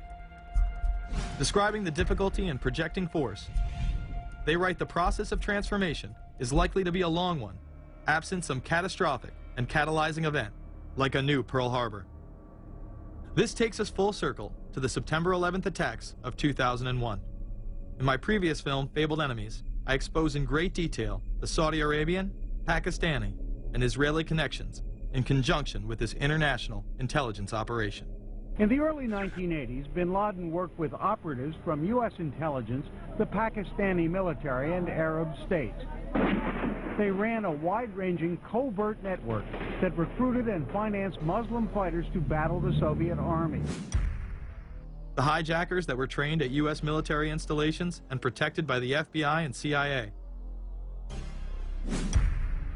The military exercises leading up to 9/11, and those that took place as the attacks occurred. Open line. Surveillance, Sergeant Richmond. Sergeant Richmond, Sergeant Light from Cheyenne Mountain Test Control. How are you? I'm doing fine. Okay, I need you to terminate all exercise inputs coming to Cheyenne Mountain at this time. Copy. And stay on loop until I verify that connectivity is disconnected on the exercise side only. Okay, no, do not do any more inputs on the exercise side and stand by. I got Cheyenne Mountain on the line. Terminating all exercise inputs.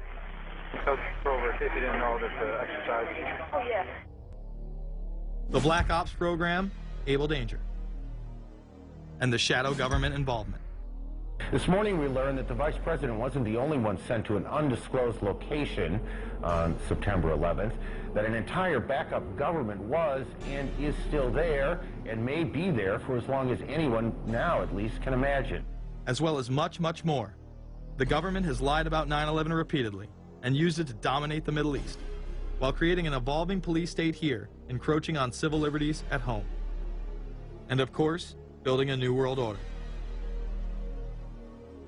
There is a chance for the President of the United States to use this disaster to carry out what his father, a phrase his father used, I think, only once, and hasn't been used since, and that is a new world order.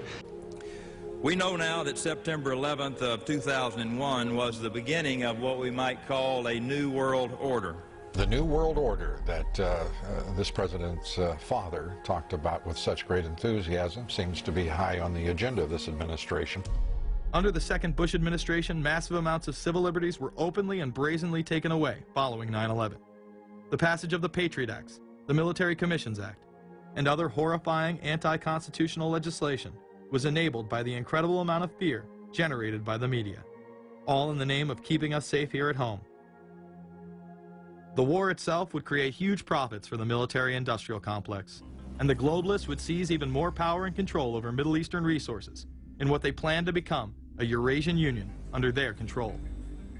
Although the establishment claimed to be fighting for our freedom abroad, they were destroying our sovereignty by stealth. Expanding on NAFTA, they were able to consolidate power on the domestic front by deindustrializing the United States through CAFTA, the Central American Free Trade Agreement, as well as the SPP, the Securities and Prosperity Partnership.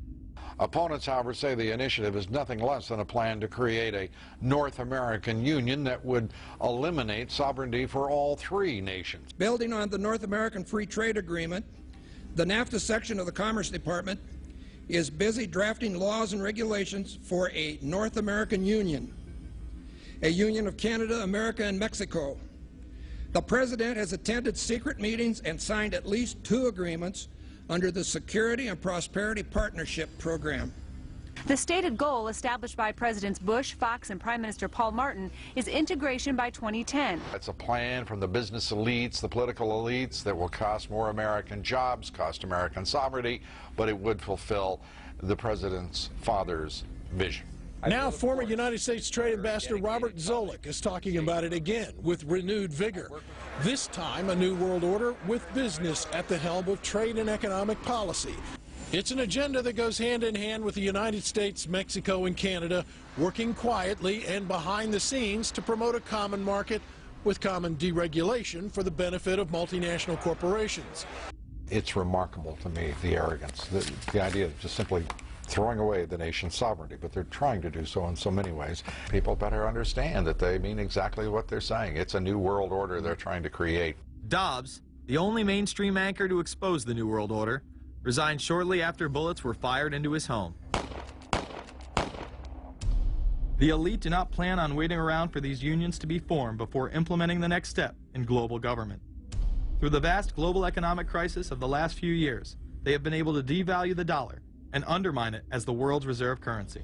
They have allowed the Federal Reserve and IMF to consolidate power by taking control of the Securities and Exchange Commission, as well as issuing a global currency instead of the dollar, disguised as a special drawing rights unit. This aspect of the New World Order was announced at the G20 in April of 2009. There is a big thing that's going to happen in London at this G20, and then they're hiding it, they're camouflaging it, they're not talking about it. Coordination of international regulation.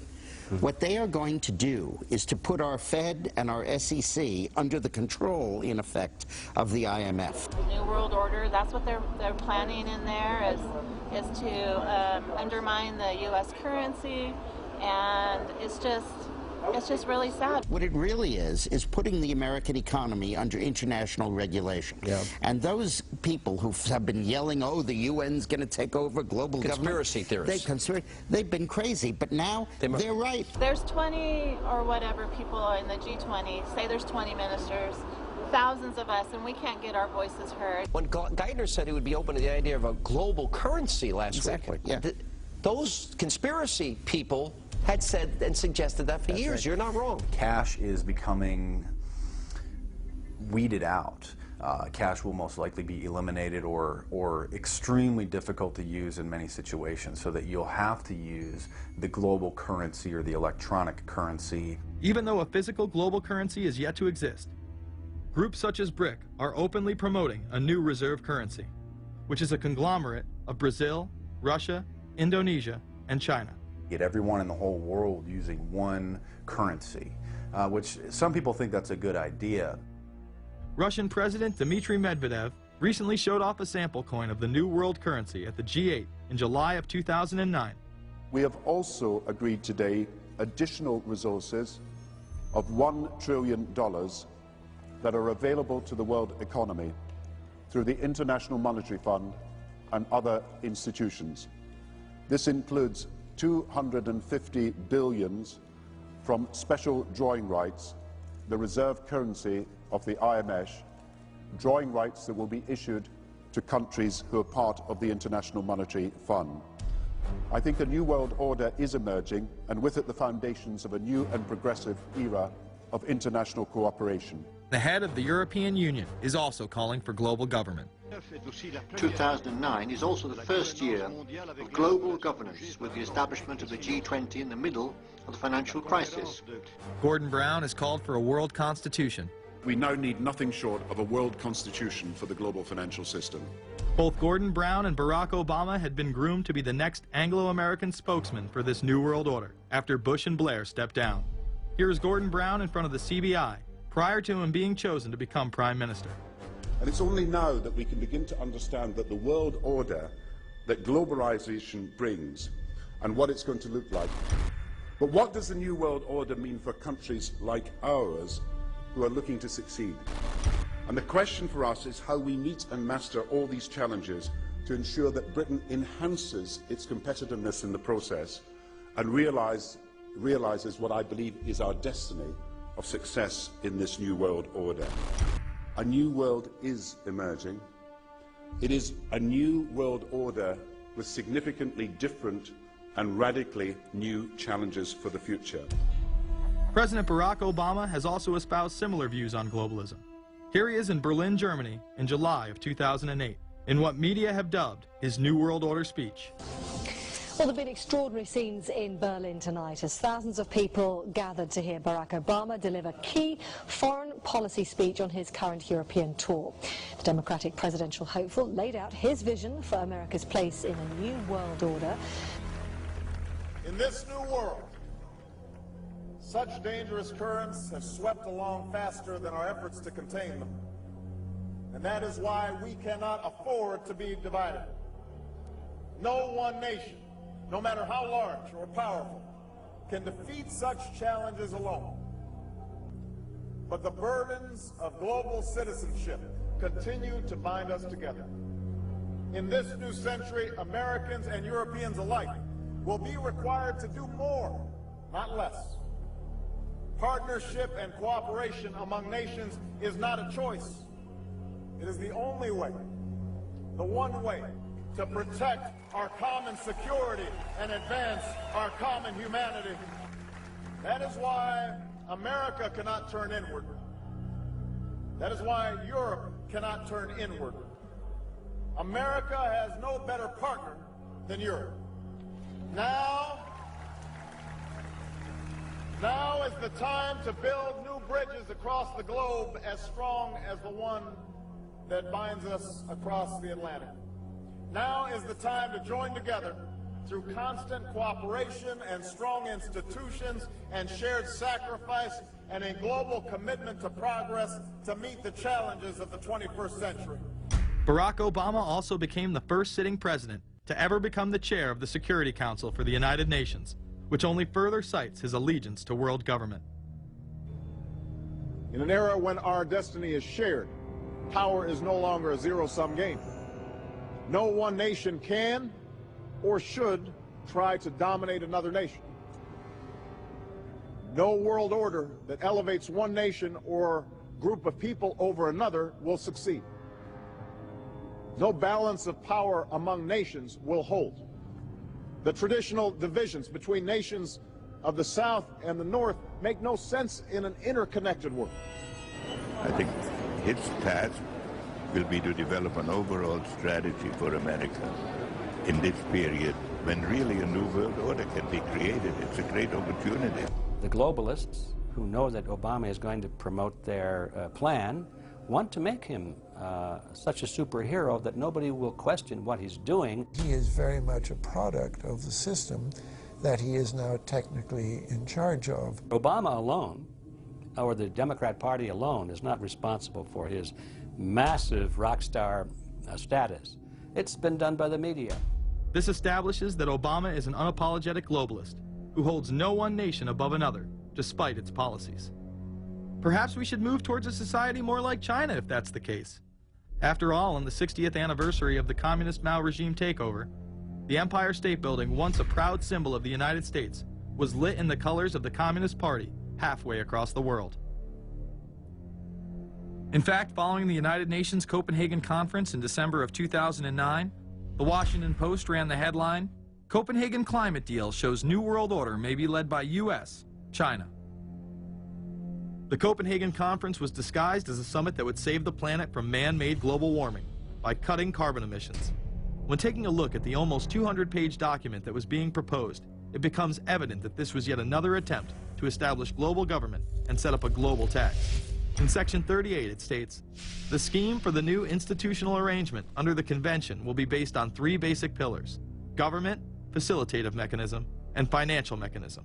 In Section 47, subsection F, it discusses cap-and-trade schemes and carbon taxes and the use of new and existing flexible carbon market mechanisms. These cap-and-trade schemes were just that, a scheme to further transfer the wealth from the poor to the ultra-rich. One of the ways it will drive the change is through global governance and global agreements. The fact that our president even attended should be considered treason. Just weeks before the conference, ClimateGate hit the media. Secret emails confirm that many of the United Nations lead scientists had engaged in fraud in order to promote the idea that man-made global warming was occurring and that carbon dioxide was a toxic gas. In reality, they admitted the Earth had been cooling for the last decade and that they had destroyed the source data in order to ensure the scientific community would be unable to review their findings. Bill Jones was forced to resign from his position at East Anglia University, and Penn State has launched an investigation into Michael Mann. Because of the scandal, many countries refused to sign the agreement, and instead only 25 heads of state, including rock star President and Savior Barack Obama, signed a much shorter and broader accord. The document states that a high-level panel will be created, and that parties will be subject to domestic auditing, supervision, and assessment. The climate conference in Copenhagen is another step towards the global management of our planet. The idea that carbon dioxide, the life force for plants here on Earth, is a toxic gas and should be taxed is laughable. There have been numerous periods of time in which the Earth has had vastly more carbon in the atmosphere than present day. In areas where there have been volcanic eruptions which emit large amounts of CO2, plants have benefited, and there is no negative impact on the surrounding environment, as well as indigenous people from the excess carbon dioxide. The globalists promote this theory to keep mankind in fear, not only for the establishment of a global government and a global carbon tax, but the literal control of the entire planet. An even darker side to the scam of man-made global warming exists. In reality, it's about population control. Ted Turner reveals himself here in this interview with Charlie Rose. We've got to stabilize the population. When I was born, there were what's wrong with the population? I mean, with too many people. That's why we have global warming. We have global warming because too many people are using too much stuff. We've got to stabilize population on a voluntary basis. Everybody in the world's got to pledge to themselves that 1 or 2 children is it. Not doing it will be catastrophic. We'll have 8 degrees, we'll be 8 degrees hotter in 30 or 40 years, and basically none of the crops will grow. Most of the people will have died, and the rest of us will be cannibals. Civilization will have broken down. What the few people who are left will be living in a failed state like Somalia or Sudan, and living conditions will be intolerable. The droughts will be so bad there'll be no more corn growing. Not doing it is suicide. Unbelievably, when Turner met with other globalists, David Rockefeller, Warren Buffett, Bill Gates, Michael Bloomberg, and even Oprah Winfrey to discuss population control, they were portrayed as superheroes. Behind closed doors on this New York campus, a secret gathering of some of the world's most powerful people. Gates, Buffett, Bloomberg, Winfrey. It was like, well, it was like the Super Friends. In the great hall of the Justice League, there are assembled the world's 4 greatest heroes. Together with others at the meeting, including George Soros, Ted Turner, David Rockefeller, they're worth more than $125 billion. The new Superman and Wonder Woman, the super rich friends, not fighting bad guys, but fighting for good nonetheless. Would a superhero call for a one-child policy? Would a superhero call for population control? In a recent interview, he claims that 2 billion people would be ideal. That means 4 billion plus must die to accommodate a man who owns more acreage than anyone else on the planet. Let's not forget that Ted Turner is the president of the United Nations Foundation. There are countless examples of how we are being indoctrinated to accept these kind of conditions and believe that man and his activities are the problem. From the promotion of climate cops, we're the carbon cops and we're on the lookout for energy wasters, to phony liberals and conservatives getting together to promote climate change. Hell, let's face it, we're polar opposites. We couldn't be further apart. I'm on the left. And I'm usually right. And we strongly disagree. Except on one issue. Tell them what it is, Reverend Pat. That would be our planet. Taking care of it is extremely important. We all need to work together, liberals and conservatives. So get involved. It's the right thing to do. Now there you go again. The New World Order will stop at nothing to achieve planetary dominance.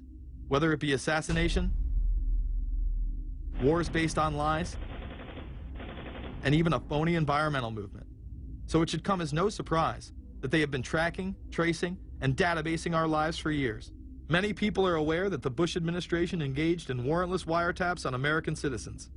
What they don't understand is that it's come out in court that all the major telecommunications companies have been secretly storing every piece of data received from our phones and our computers and handing them over to the National Security Agency. You heard about the government secretly listening in on phone conversations without a warrant, but there is evidence that your email is also being tapped. The government has been intercepting most emails as part of its terrorist surveillance program.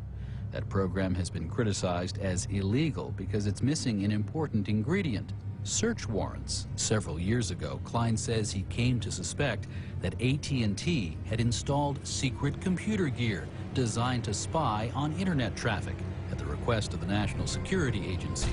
This is just a small part of the picture, as AT&T was not the only company involved and emails were not the only issue. The NSA was installing Norris Insight systems, which are capable of monitoring billions of bits of internet traffic per second. It was also able to monitor any calls trafficked through its system, all websites visited, all instant messaging, and separate types of transaction records. The secret room at AT&T contains gear which enables the government to look at every individual message on the internet and analyze exactly what people are doing. Here's another document. It mentions a company called Norris. Norris makes computer software that can swallow and analyze 10 gigabytes of information every second. That means it could go through all the information in all the books in the Library of Congress in a little over 15 minutes. The documents Klein and others were able to produce were then censored by the NSA. Bankston isn't allowed to talk about the documents in detail. The government has since had them sealed, but he says what is in there boggles the mind. We are talking about a substantial portion of all the communications traffic in the United States. The policies have been shielded by the Obama administration and continue to this day. Attorney General Holder has publicly stated lawsuits be thrown out of court, and after several attempts, Klein and other cases were thrown out as well, once again citing the national security of what used to be a constitutional republic, not a massive corrupt slave state. Living in the New World Order, when it's close to completion, for the average citizen, for people like you and me, is going to be essentially slavery. We're never going to be able to get ahead. We're never going to be able to amass enough wealth, essentially to retire or to do what we want to do in life. We're going to constantly be working for the man. They're creating essentially a two-class system. So it's going to be an inner ruling elite and then everyone else. And I got news for you. You're everyone else. The New World Order that is currently being built revolves around creating a global technopoly ruled by the elite, in which they dominate and control a severely reduced populace, which they treat as their pets. In the New World Order, the people are the enemy. Internal documents released in March of 2009 reveal that the Department of Homeland Security is targeting citizens who discussed the New World Order, people with a Christian identity or sovereign citizens who argue that the government has gotten away from the intent of the Constitution and are strong states' rights advocates. People who are anti-immigration, stating, extremists will argue that immigrants are taking the jobs of U.S. citizens during times of high unemployment and without paying taxes. People who oppose the Federal Reserve banking system. People who display constitutional party or libertarian material. People who support Ron Paul. And those who have bumper stickers containing anti-government rhetoric. This document is one of literally thousands that make everyone a possible terrorist. This establishes a pattern of demonizing ordinary citizens while giving draconian powers to the state. You are considered guilty until proven innocent. As technology is developed, separate parts of their command and control system are beta tested around the world. Here at home, Boy Scouts are being trained to take on returning veterans and disarm domestic extremists, while national programs such as City Year are training young people to serve the government. I am change. I am fierce. In the United Kingdom, it has been established there are over 4 million CCTV cameras. That is around 1 camera for every 14 citizens. Their purpose is not to solve crime, as it takes 1,000 CCTV cameras to solve just one crime. It is to create a tattletale society in which everyone is under constant surveillance by the state and those around them. The company Internet Eyes is now paying people to log onto the internet and watch CCTV cameras in real time as they turn in criminals for cash. Families deemed by the state to be unfit in England have now been put under 24-hour CCTV supervision in their homes. This program has plans for 20,000 families in England, which is to double in the next 2 years. Your every move in both your home and the outside world is under constant surveillance by a criminal elite who operate above the law. As we are constantly under the microscope, their activities remain in the shadows. Obama extended diplomatic immunity to Interpol with Executive Order 12,425, further empowering criminal behavior within our own government. In the Middle East, endless wars will continue. Under the Obama administration, we have sent tens of thousands of more troops into Afghanistan, all while the same network exposed in the Iran-Contra affair discussed earlier controls the opium trade. It was revealed in October of 2009 that the CIA had been funding puppet Afghani leader Hamid Karzai's warlord brother for the last 8 years. He is the lead opium dealer in the region. It seems the same cartel that was dealing drugs in the 80s and 90s never stopped. After all, how else could the government fund black operation programs across the board? The Karzai regime has whole sections of it which are drug-supported, and we can't touch it. We turned Afghanistan into the major supplier of heroin for the world. It happened under CIA supervision. This continues while many of the Taliban are literally on U.S. payrolls. Is there a possibility that we have Taliban employees? The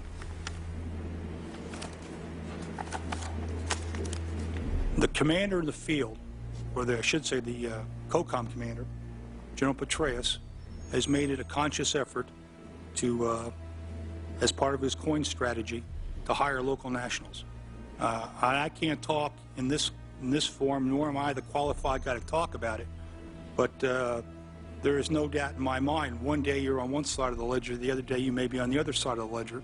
Biometrics have been instituted in both Afghanistan and Iraq, where individuals are subject to fingerprint devices, iris scanners, and electronic databases to screen local residents as well as DNA tests.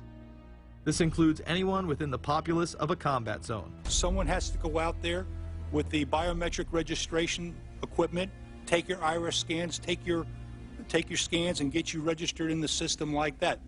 As scary and tyrannical as these systems seem to be, none may be as dangerous as the implantable RFID microchip. Through various pretenses, including terror, security, and entertainment, the chip has been promoted and integrated into society. In 2001, following the 9/11 terrorist attacks, the Jacobs family became the first family to be injected with microchips in front of a live television audience. We have a Florida family who are really pioneers in a brave new world. They have volunteered to be the first ever to have microchip identification devices implanted into their body. After 9/11, I was really concerned with the security of my family. In 2004, the FDA approved the use of RFID technology to be implanted into human beings. However, studies dating back to the 1990s show the implantable microchip has been linked to cancer in animals. But this has not slowed the agenda of control. In Barcelona, trendies get chips in order to receive VIP status at the exclusive Baja nightclub. A simple swipe of the arm gets them in without a line, and it pays for their drinks too. The Mexican government also chipped employees for security measures in 2004. We were interested today to hear that more than 100 law enforcement officials in Mexico are having microchips implanted in their arms. The chips allow a person to be scanned, sort of like a cereal box at the supermarket checkout. Mexico's Attorney General and 160 of his deputies have had microchips implanted in their arms. It is to provide access, said the Attorney General, to the right people in exclusive areas. Today, aside from being promoted as a device that can save your life by storing all of your medical information in it, it is being promoted as the next generation tool for video gaming. Sega developer Yu Suzuki plans on developing gaming technology using implantable RFIDs. He states, people that have some sort of chips in their bodies, to be able to keep track of vital signs. So it doesn't have to be a scary thing, but you could put a sensor here, you know, a bit like the Matrix, as he points to his arm. It's not really something only in the future. Some people already have them, chips in their bodies. Suzuki is correct. It has never been easier to order a microchip online and implant it under your skin. Microchips implanted in your hand, arm, or shoulder is just the beginning. Some have already taken implantable brain chips that may enable the blind to see again, the deaf to hear, and much, much more, including the ability to download information directly into the brain and instantly communicate with anyone in the world, creating a worldwide mind. It's very interesting that the way that the New World Order is going is moving towards a system that is identical to that, whether it's going to be an implantable microchip, an RFID, a thumb scan, whether it's going to be some sort of a tattoo. Imagine a planet where every human being is required to be chipped at birth. This would be the final tool implemented in a command and control world government system in which the elite rule the masses with total control of their lives. This is, of course, a terrible predicament for those of us who are convinced that this system is slowly but surely destroying this country and has to be changed. But we can't count on the elected presidents to do it, and we can't count on the elected Congress to do it. We somehow have to mobilize the technological resources of the internet to create some kind of new political force in this country. So is there anything else about the ruling class we should know? Politicians, business leaders, and media figures are often portrayed as pillars of morality while they describe themselves as Christian conservatives. Nothing could be further from the truth. In reality, many of the elite are groomed at a young age to take part in occult rituals. Those who attend Yale are indoctrinated into the Order of Skull and Bones, an elite secret society cloaked as a fraternal order. Yale University is 300 years old this year, and were you to visit its campus, you would see that it still has exotic clubhouses, which look like tombs where Yale's legendary secret societies meet. Their prestige and importance have largely evaporated, but the rituals are still a secret. And so when we heard that some enterprising characters had managed to spy on the famous Skull and Bones Society, we couldn't resist. Skull and Bones, people say it's a fraternity at Yale University, but it's really a postgraduate organization. So it was founded in 1832. And it's not like a normal fraternity. People don't pledge. These people choose who they want to come. So they do the recruiting. They recruit 15 people every year, people who they see are going to be powerful people in the future. So they're recruited when they're a junior in college. A lot of these people come from really wealthy and influential families because they know that this person has the resources to then elevate them to a position of power that can benefit the club. The video shows the neophytes, or initiates, kissing a skull, then performing a mock human sacrifice. Horrific screams caught on tape include chants of, "The devil equals death, death equals the devil." True. Famous alums include Senators John Kerry and John Chafee, to name two, cabinet secretaries such as Averell Harriman, and 3 presidents, William Taft, George Bush, and George W. Bush, who's been reluctant to talk about Skull and Bones. Does it still exist? The thing is so secret, I'm not even sure it still exists. Former Skull and Bones members and current members have been presidents, heads of the CIA, senators, heads of business. I mean, huge, huge corporations. These people have the network that brings them to such a position of power that most people could only dream of. Bush would run against his fellow Bonesman and distant cousin John Kerry in 2004. You both were members of Skull and Bones, a secret society at Yale. What does that tell us? Not much, because it's a secret.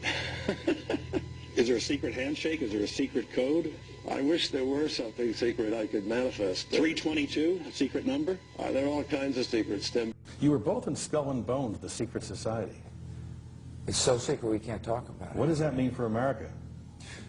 The conspiracy theorists are going to go wild. I'm sure they are. I don't know. I haven't seen the web. Number 322?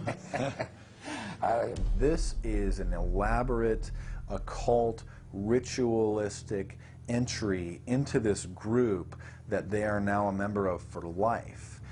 This culture of death and the occult continues long after college. Later on in life, these pagan rituals carry on in the redwoods of Sonoma, California. And what is the Bohemian Grove? Well, it's a kind of summer camp for the powerful, an all-male gathering in great secrecy. This group was formed in the late 1800s by artists, industrialists, and politicians. Bohemian attendees worship the owl as their deity. The Aztecs, Mayans, and other natives of Mesoamerica consider the owl a symbol of destruction and death. This is why the opening ritual for the club is the cremation of care. During the ritual, the effigy of a baby is rowed across the water by the Grim Reaper and given to a high priest, who then tosses it on a fiery sacrificial altar of a 40-foot owl god. It is an earth-based ritual in which care is burned away. The conscience is symbolically cast aside so that they may ignore the pain they have inflicted on others for the advancement of their own agendas. With this ceremony called the cremation of care, that begins the two-week encampment where the body of dull care, symbolizing woes and concerns, is burned on an altar in front of a big owl statue. When that ceremony ends, they all start to cheer and yell.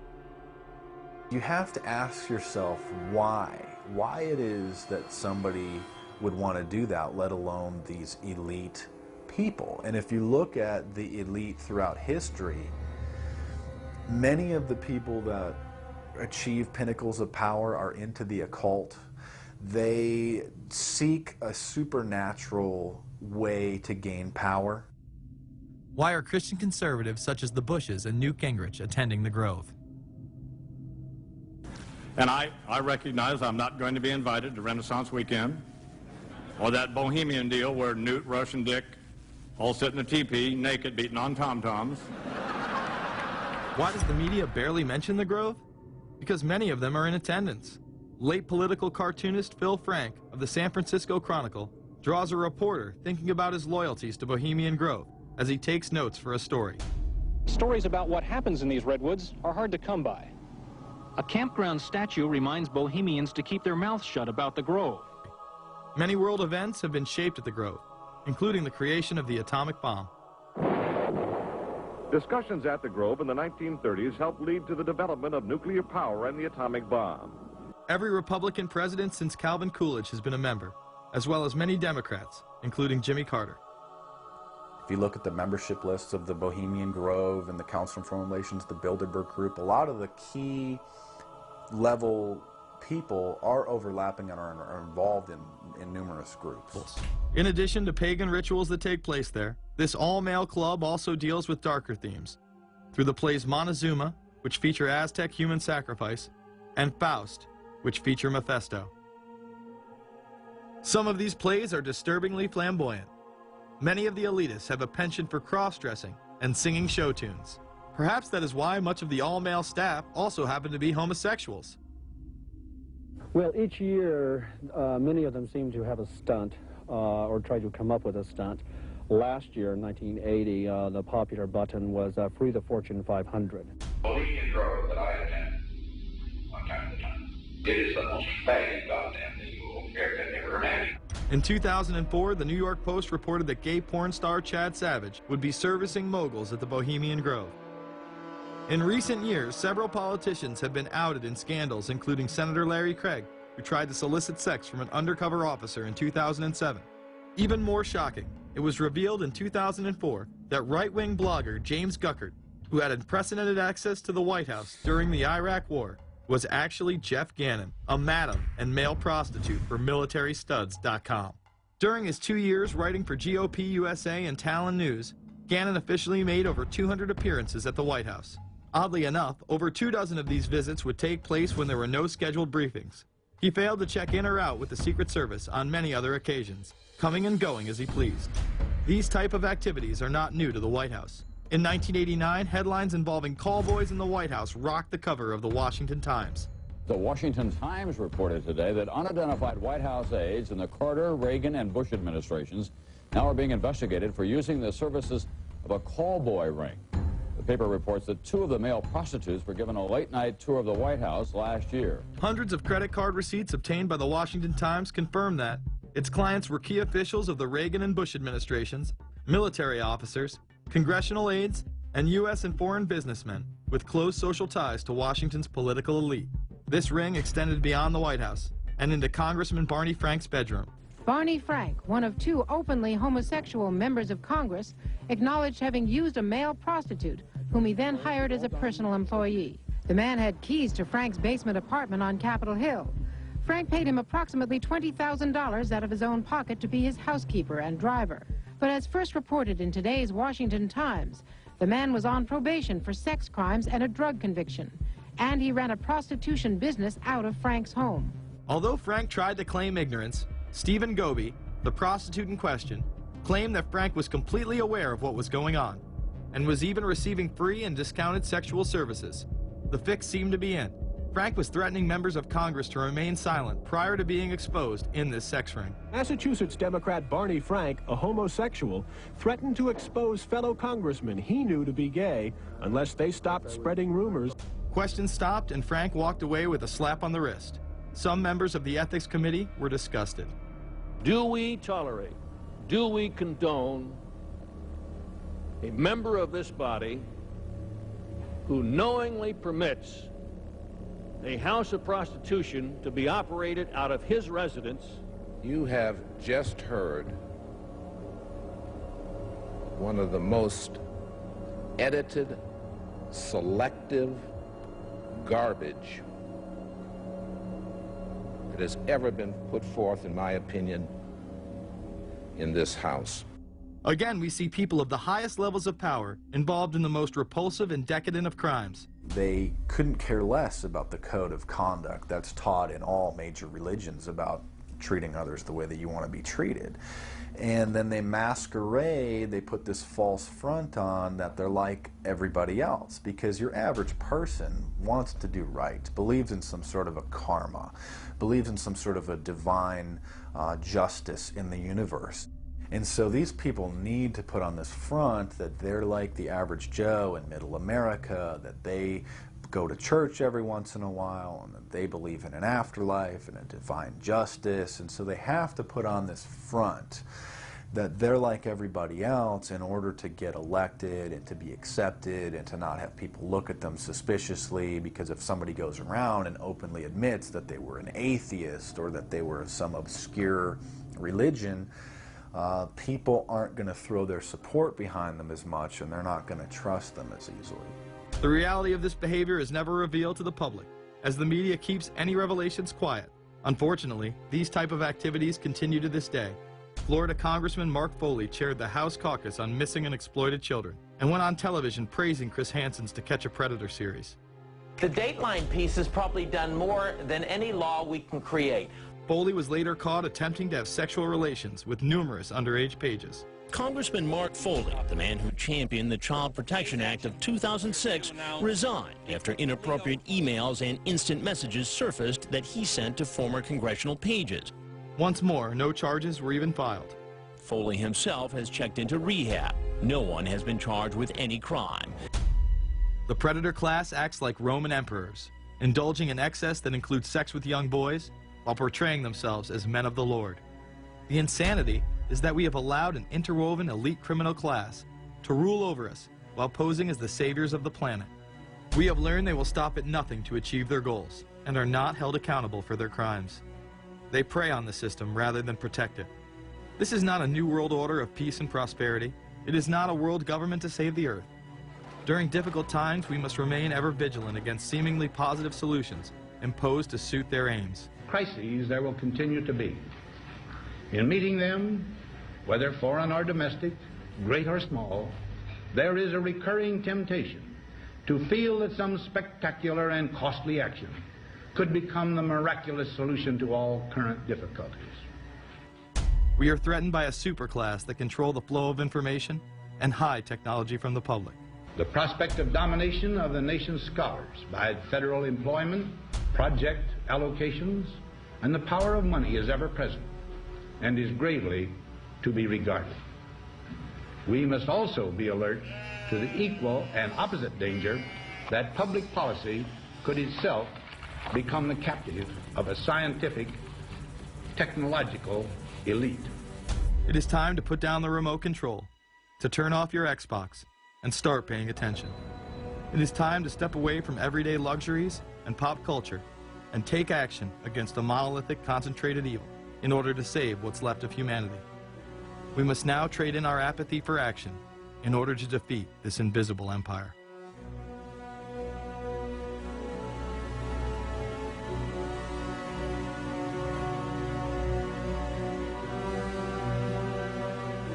How set up are we to deal with this New World Order?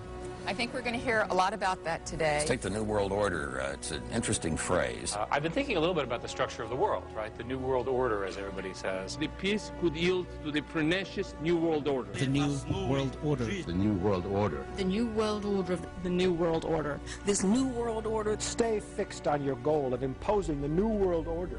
We kept talking about a New World Order. A New World Order. That's what we need now. A new world order with swing. One war and one victory doth not a new world order make. Conservatives used to believe in the United States of America rather than the United States of the New World Order. The ambition to create a new world order. Whose world order is this? And of course what he called it was the New World Order. Respect for a new world order. We can see a new world coming into view, et cetera, et cetera. That's the core of the New World Order that we want to try to build. It's the sole superpower, New World Order. New World Order. A new world order. To a new world order of peace. Let's say a new world order, for want of a better term. Entities of the new world order. The whole concept of New World Order is something else. It really says that the state is God. The state will play a bigger role in the economy. New order. What Wilson wanted was a new world order, not just a new world order. In order to compete in the New World Order. Compete in this New World Order. This is the third leg of the New World Order. We had the World Bank, we had the IMF, and now we had the World Trade Organization. A rigid New World Order. This hoped-for New World Order. Constructing a new world order in the New World Order of the 21st century. The new world order we're going to put in place in this New World Order. In this New World Order. The patriots in this country are not going to see their rights diminished in order to create a new world order. That President Bush has described as a new world order, which I share that, we all share that same desire. A new world order is surely in the making here. Are we ready for the new world order? It's a timely and often controversial question. You don't hear a politician speak the way you do in America. It's about the future of Europe and a new world order. Mr. President, thank you so much, and I hope to have you again, and I hope to see you again.